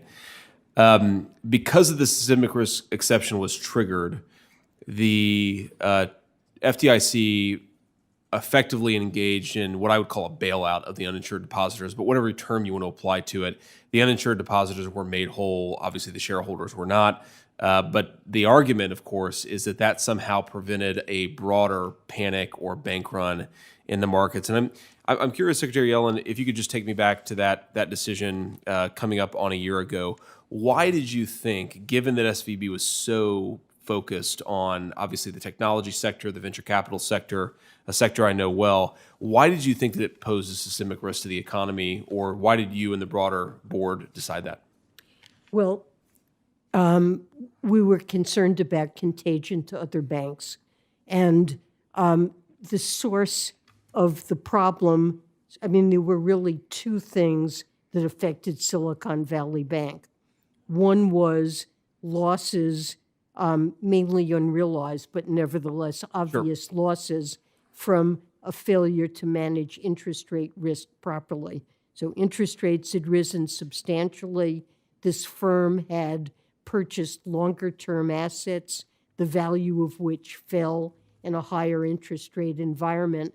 And that was a risk that affected many banks in the United States. So that risk was not in any way confined just to Silicon Valley Bank. Many banks suffered similar losses. The other issue is that Silicon Valley Bank relied very, very heavily on uninsured deposits. And now we saw a pace of runs that was beyond anything. Understood. But other banks also, we actually have quite a high level of uninsured deposits in the banking system.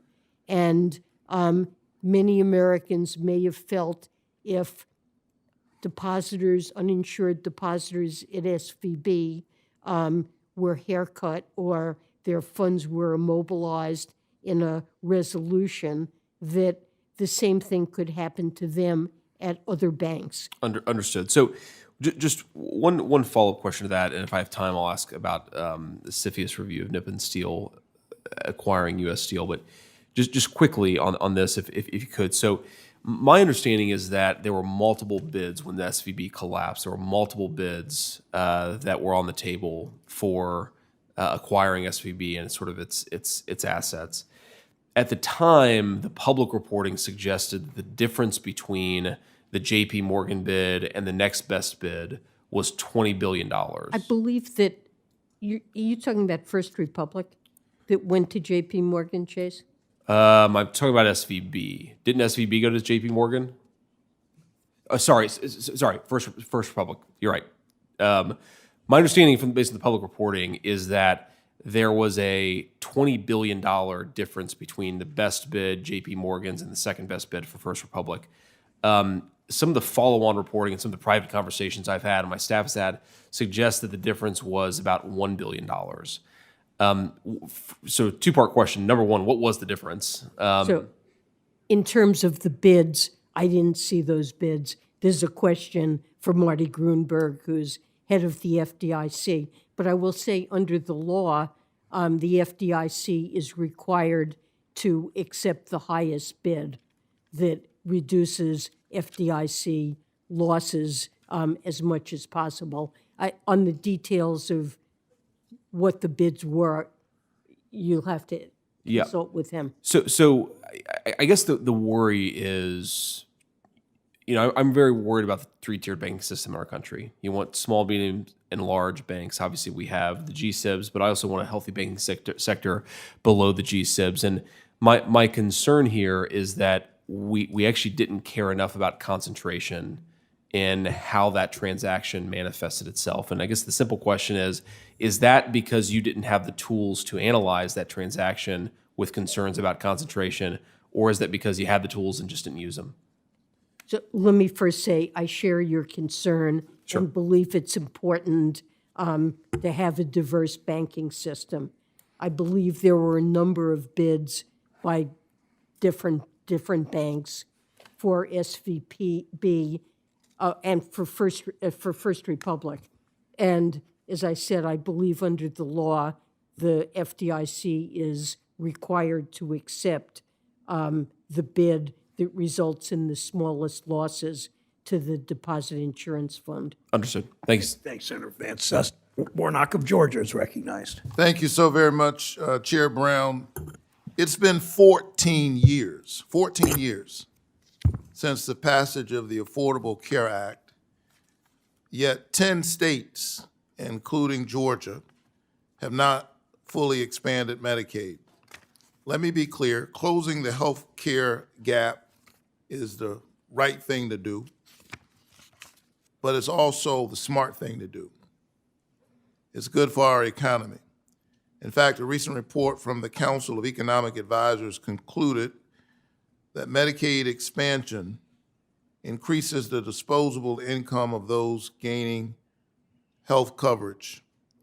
And for those who are listening and watching, I want to be clear that when we say expansion, we're not talking about a new program. We're not talking about spending additional dollars. We're talking about the fact that citizens in states like Georgia don't have access, that they're subsidizing healthcare in other states while their hospitals are closing. But the Council of Economic Advisors pulls into sharp focus the importance of this, the ways in which we can allow hardworking families to spend less on healthcare and more on essentials like food, diapers, and school supplies. Secretary Yellen, thank you so much for being here. Can you discuss how state economies have improved post-expansion, specifically compared to non-expansion states like Georgia? You're talking about in terms of uninsured, individuals? Yeah, how the states that have expanded Medicaid, how that expansion has improved the economies of those states juxtaposed with states that are non-expansion states. I honestly can't give you numerical assessments of that. I haven't done that. But generally, states that have expanded Medicaid have done better, and certainly the households in those states, and especially lower income households, have been relieved of burdens that allow them to spend more to support themselves and the economies of those states. Here's what we do know about closing Medicaid coverage gap in Georgia. If we were to close that Medicaid coverage gap in Georgia, it would mean $1.2 billion in additional federal support that I secured through the American Rescue Plan Act. That money's sitting on the table, 600,000 Georgians in the Medicaid gap. It would mean 56,000 new jobs every year, with 12,000 of those in rural communities. And it would mean $6.5 billion per year generated in economic output. And so I'm hopeful, I remain hopeful that Georgia lawmakers will do the right thing for Georgians and close the health care coverage gap. I want to move on to another topic. The child tax credit and the earned income tax credit, which I helped pass through the American Rescue Plan, was transformational for millions of Americans, reducing the number of kids living in poverty by more than 40%. All in all, these provisions collectively lifted nearly 10 million children above the poverty line or just slightly below the poverty line. These funds help Georgians buy essentials like food, diapers, a coat for their kid, life-saving prescription drugs. But unfortunately, these provisions expired and we lost the dramatic gains we made in combating childhood poverty. The 2023 FSOC annual report noted that while consumer financial health remains positive, we are seeing recent indicators of falling savings and rising credit card and auto loan delinquencies. Secretary Yellen, the child tax credit was a tax cut that put money in families' pockets. What economic benefits do we see from policies like this that focused on reducing childhood poverty, including on families' ability to save? Well, I think it had an utterly dramatic effect on households. And as you mentioned, it resulted in a massive reduction in child poverty.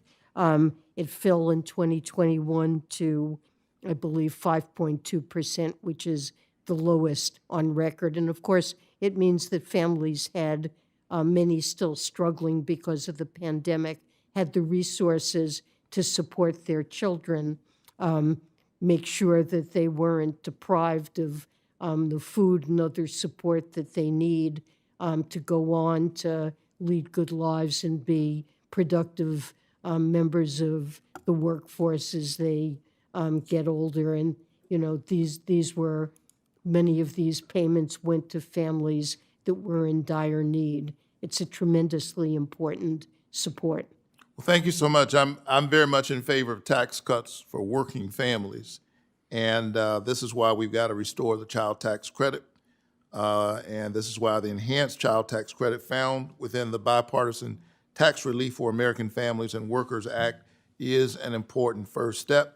And I hope we can get that legislation passed soon. Thank you so much for your Thank you, Senator. Thanks, Senator Warnock, and thank you for, soon after you came here in 2001, we passed the most important attack on child poverty in decades, and thank you for your leadership role in it. Secretary Yellen, thank you. I know that this committee hearing and the preparation time for a hearing like this takes a huge chunk out of maybe the most complicated job in the federal government, certainly one of the most complicated. Every week, it seems, we learn about another responsibility that the Treasury Department has. So thank you. And thank you in light of what Senator Warnock said. I remember, and I still talk about the call I had with you after the president signed the American Recovery Act, and we passed it on March 6th. He signed it within a couple of weeks. Our conversation, you immediately brought in Commissioner Reddick, who was a Trump appointee, but who was reasonable and professional, and we got that moving. And by July, checks went out to the families of 60 million children, 2 million of them in my state. It changed the lives of so many, and it would change the lives dramatically if we could renew it as we're trying to do in a tax bill now. But thank you. For senators who wish to submit questions, those questions are due 1 week from today, the 15th of February. Then you will have 45 days, you and your staff, to respond to any questions. Thank you so much for your public service.